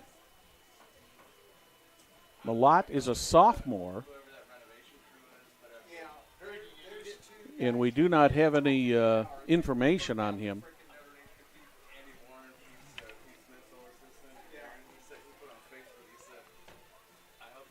Had to make a few changes here at commercial, which no one even knew.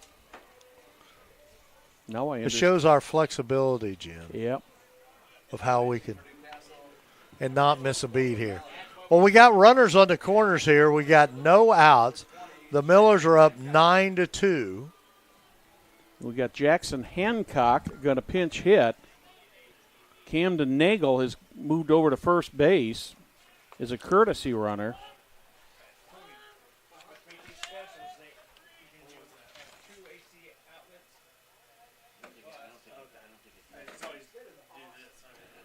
Hancock is a senior. He's had 3 at-bats and no hits so far in his career. Malott faked a throw over to third. Turned World was going to throw over to first, but then never let go of the ball. Fly ball to the second baseman. First out of the inning.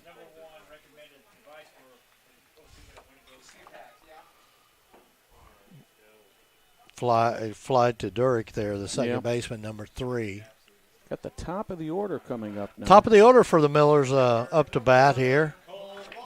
Cole Barnes. Barnes been on base 2 of the 3 times he's been up today. Yeah, one being a home run. Had a leadoff double in the first.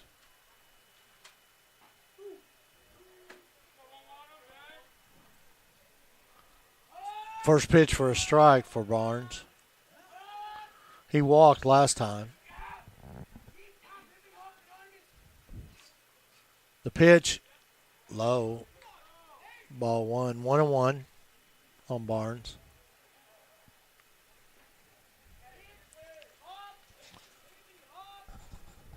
The Millers got runners on the corner here. Nagel on first, Groover on third. 1 out. Cole Barnes being the batter. 2-1. Malott puts one in the dirt here, gets away from Barber, and the Millers could have easily have another run.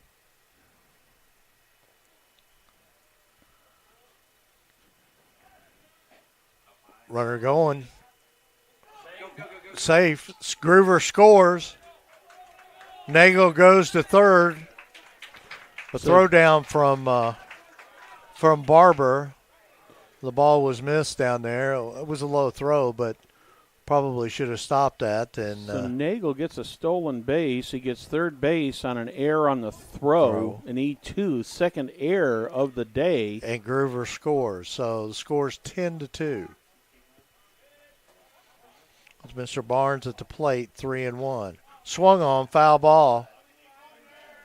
Down the first baseline. So full count here. 1 out. I think the Millers are thinking about trying to put this one away here, Gear. Would be nice. Yep. Ground ball back to the pitcher. Look at home.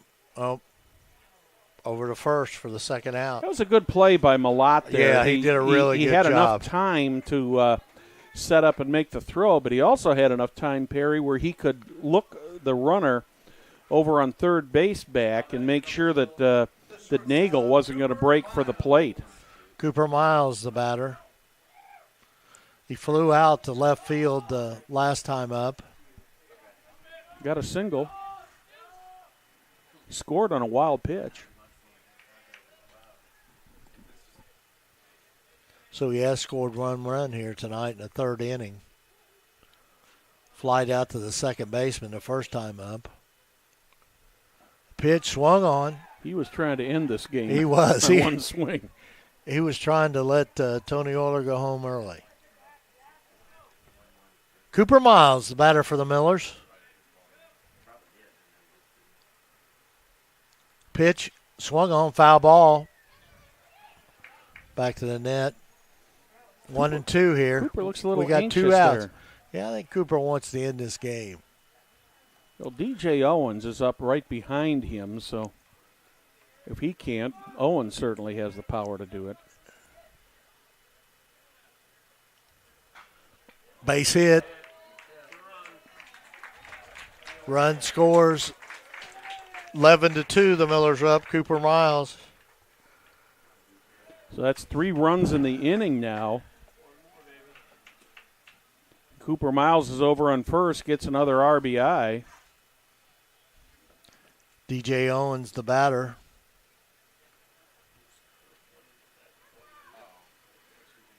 He's walked a couple times here.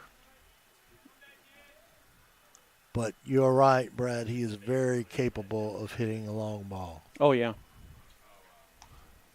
Well, if he can get it in the gap in either left center or right center, Miles will score. yeah, with 2 outs, Miles will be off with the crack of the bat, and this game will end. Here we go. DJ Owens. A lot to pitch. Swung on, fly ball, out of play, down the left field. Into the bleachers, and everybody scrambles. Wakes them up there in the left field line. Well, if they don't wake up looking for the ball when it hits the bleachers, the sound certainly wakes them up.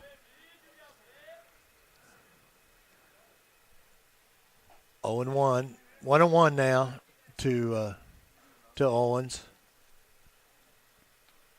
Millers, Cooper Miles on first base, the Millers. Millers lead 11-2 here in the 5th inning. Pitch ball, 2-1. DJ's probably looking for the pitch he wants here. Well, he's got a lot of space out there in left or right center field. He Terry. certainly does. Ball outside, 3-1 here. Malott wanted that pitch real bad. He stood there after he released that. I think he thought he had that. Yeah. It ended up being just a little bit low and outside. And to be quite honest, the umpire has called that tonight, too. Yes, yes. Fly ball. It could drop. No, the shortstop Huntley's got it for the 3rd out. So the Millers do pick up 3 runs on 2 hits and 1 man left on base. We'll be back after this 60-second timeout.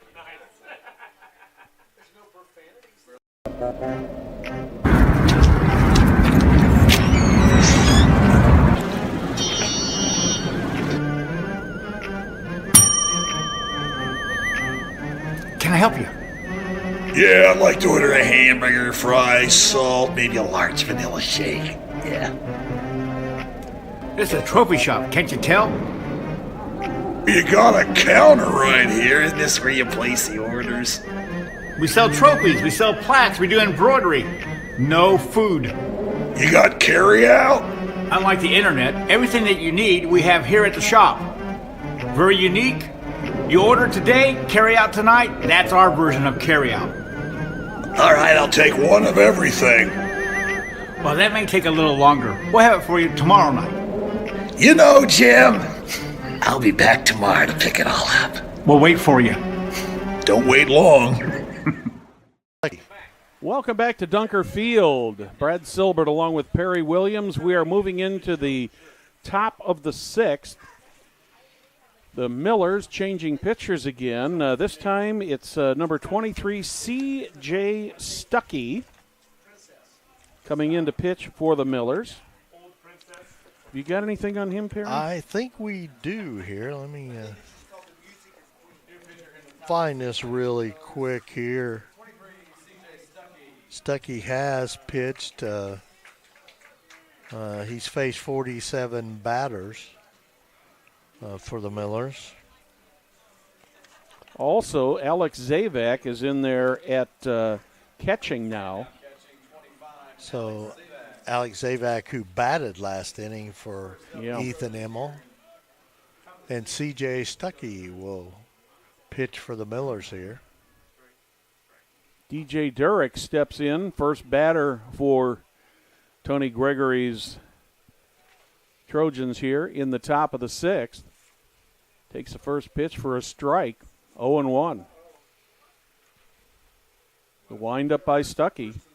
That one is hit right by Stuckey, right straight to center field for a base hit for Dakota Durrick.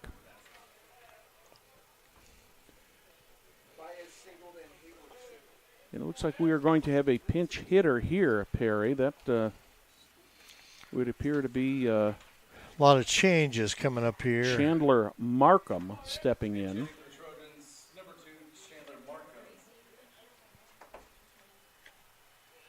Markham making his first appearance here tonight for. Stepping into the plate in place of the designated hitter, Jacob Lucas. Markham has played in 7 games. He's had 13 at-bats and no hits, and he's a senior.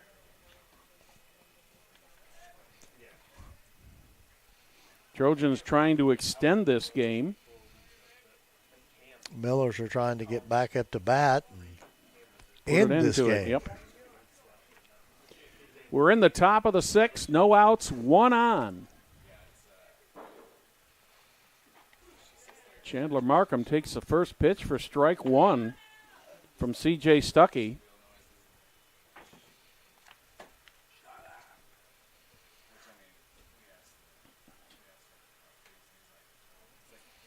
Here's the next pitch. That's high and outside. Evens the count, 1 ball, 1 strike.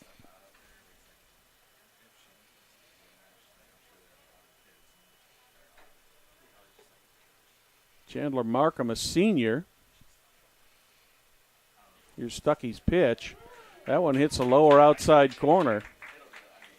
Stuckey's ahead of Markham 1-2. Dakota During on first base with a leadoff single. That one's way, way outside. Alex Zavak, as we said earlier, is now behind the plate for the Millers. 2 balls, 2 strikes, no outs, 1 on. Top of the 6th. Millers ahead 11-2. Here from the dunk. Swing and a miss. First out of the inning. Another pinch hitter coming in here for the Trojans. This will be number 6, Gavin Ridge. He's been at the plate only 2 times. Okay, he's another senior. So Ridge will be batting for Newcastle. 1 out here. Batting for the center field, Tristan Cheshire.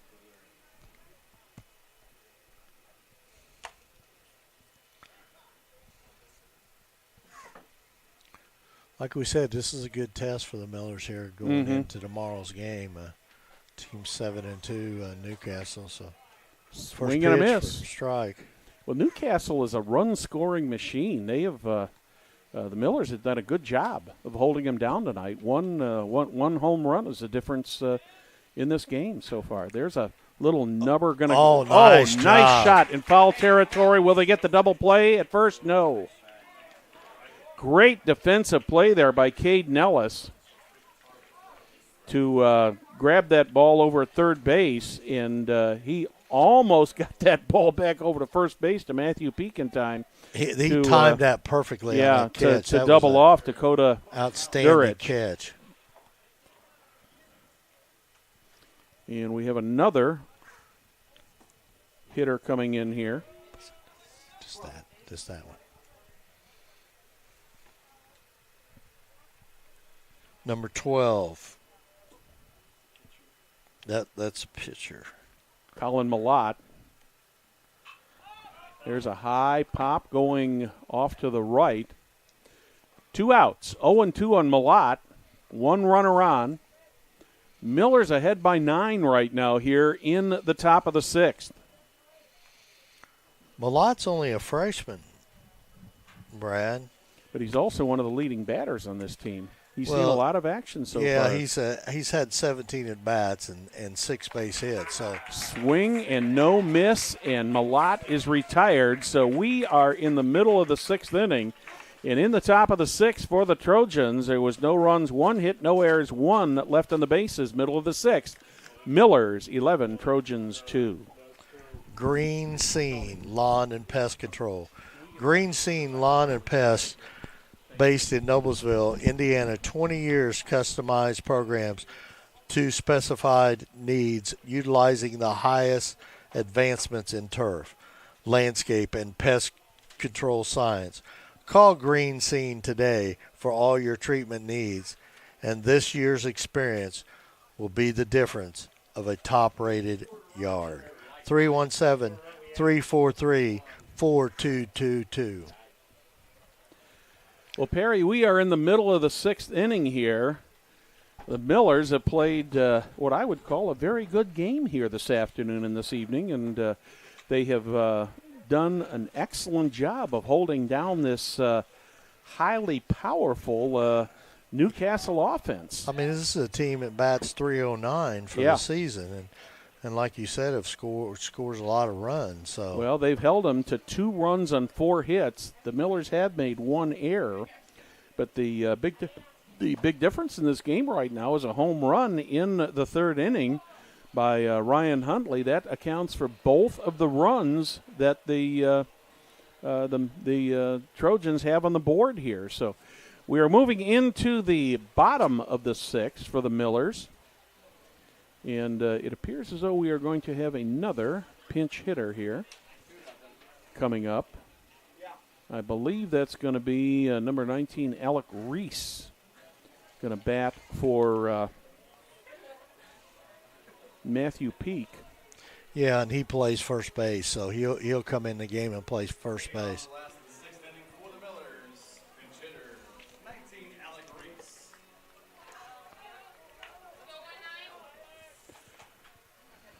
Reese back in there to face Corbin Malott. First pitch to Reese from Malott, right over to the heart of the plate, called strike 1.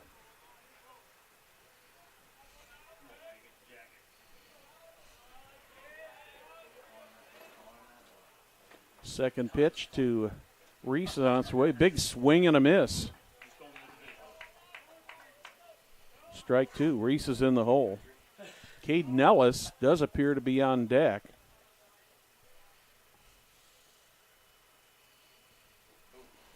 Checked his swing, and they ring him up. So Reese strikes out swinging for the first out of the bottom of the 6th inning. That'll bring up the second baseman, Cade Nellis. Nellis had the home run in the first that put the Millers ahead 3-0. And the Millers haven't looked back ever since then, Perry. They've just kept going and going and going and adding more and adding more and adding more. First pitch to Nellis over the lower outside corner for strike 1. Miller scored 3 in the first, 4 in the second, 1 in the third, 3 in the fourth, and they're up here, rather 3 in the fifth. And they are up here now in the 6th with 1 out. 2 strikes on the batter. Cade Nellis at bat with an 0-2 count. Brad, the Miller softball girls went down to defeat Hoosier Crossroad Conference against Franklin Central 9-8. That's a surprise. The 0-2 pitch. Hot shot right to third, bobbled by the third baseman. And they get it over to first in time to make the out. That was McDaniel there at third base. No, it wasn't McDaniel. It was Logan Klein at third base. He went back to third base. He knocked the ball down but was able to recover and made a very, very good play for the second out of the inning.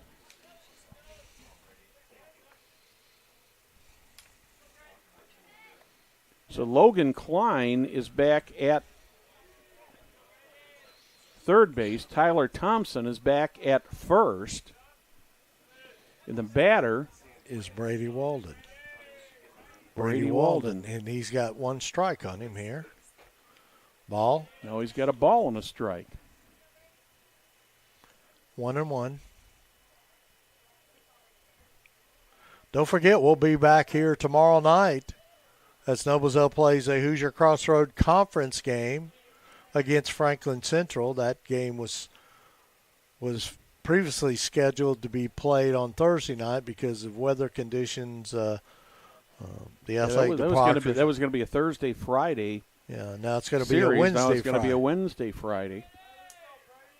And, of course, we'll be at Carmel to do the Noblesville-Carmel game at 1 p.m. There's a well-hit ball in left field. If that's out of here, it's to the field. It's to the fence. Oh, my God. And that's just going to be a long single because I think for Mr. Brady Walden. Walden. I think Mr. Walden thought that was out of here. I was not watching him going down first base, but he only got to first sudden, base, and he's very quick. When that hit the base of the fence there, Perry, he was rounding first and trying to take off, and I think he may have kind of left in a little bit of a home run try. 10th hit of the game for the Millers, and that'll bring up Zach Groover. Groover had a triple last inning.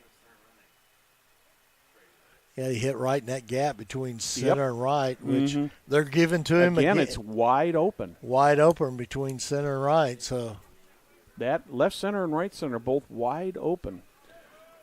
Groover takes the first pitch for ball one. Second pitch misses inside. Ball got away from Barber there just momentarily, but not long enough for Walden to advance. Yeah, Barber's had a tough time behind that play tonight. Yes, it's been a tough but night. Done a great job. Mm-hmm. Next pitch to Groover is in there for a called strike. 1 ball, 2 strikes.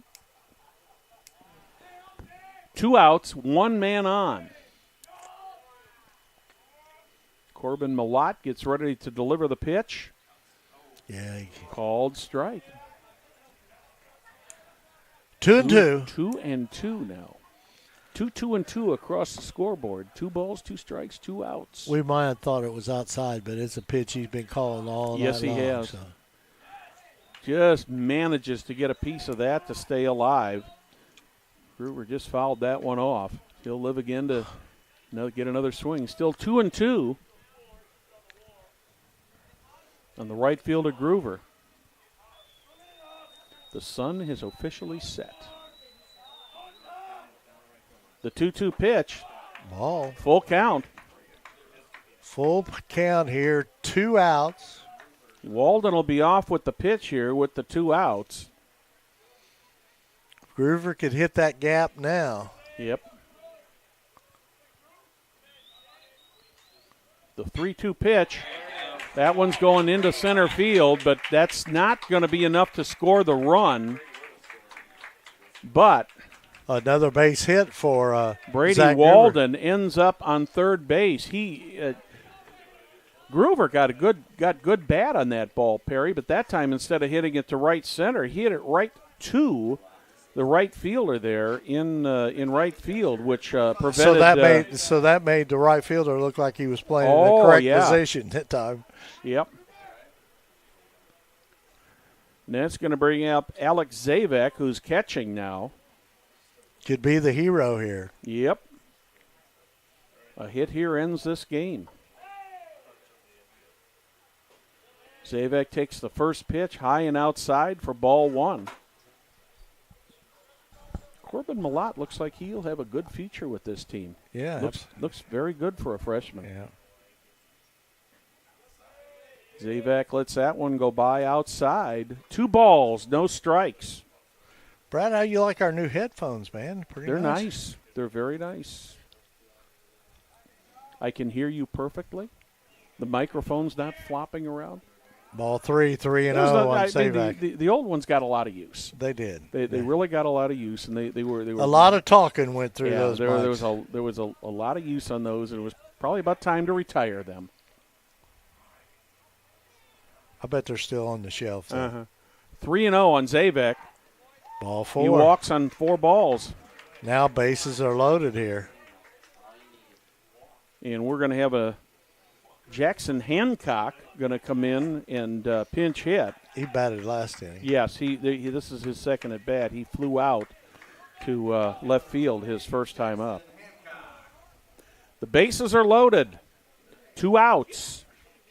11-2 score. We're in the bottom of the 6th inning. Malott has no place to put Hancock. Hancock reaches, and this game is over. And we are going to get a pinch runner at first base That's Grant Braun going out to run. Yeah, because Zavac may have to that will be a courtesy runner since Zavac is the catcher.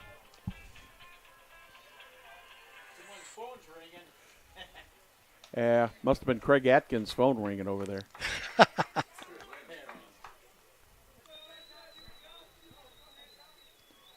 First pitch from Malott to Hancock. Strike over the outside corner. That's right. One of our millions of fans out there. They have such great access to us. There you go. Well, they're all calling you now. There's a pop-up. Oh, no. In foul territory. Third baseman going over. That one just barely out of the reach. Perry, vibrate.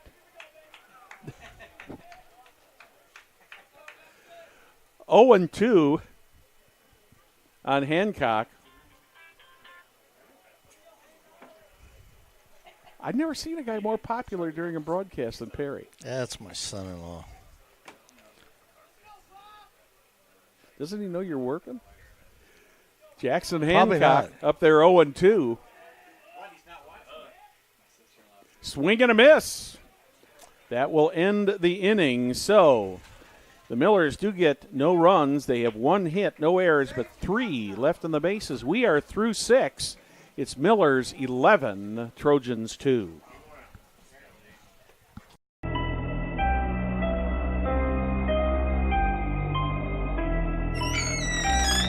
Can I help you? Yeah, I'm looking for Logan Street signs and banners. You found us. But this ain't Logan Street. This is South 10th. We moved 22 years ago. Well, how come you didn't change the name? That would have just confused people.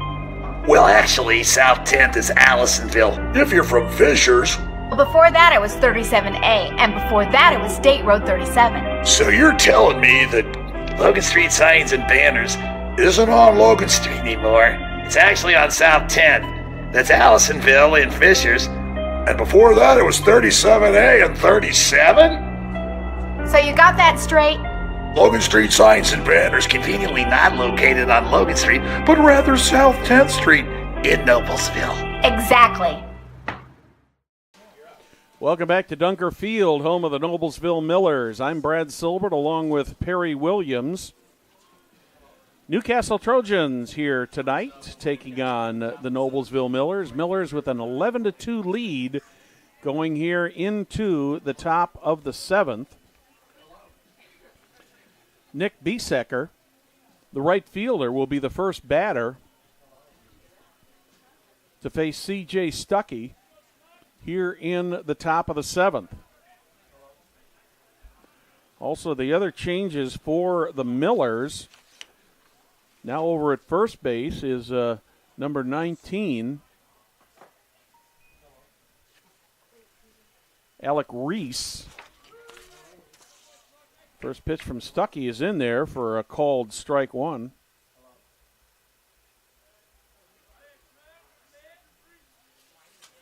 Second pitch from Stuckey, a little bit low, bounces in, evens up the count, 1 ball, 1 strike. We're in the top of the 7th. Millers with an 11-2 lead here. That one hits a lower outside corner, makes it a 1-2 count. And the right fielder, Nick Biesecker.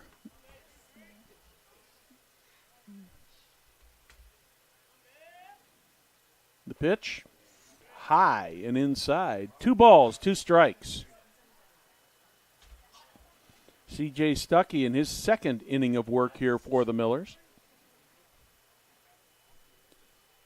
The 2-2 pitch to Biesecker. There's a high fly ball to right field. Gruber is there, makes the catch. 1 out here in the top of the 7th.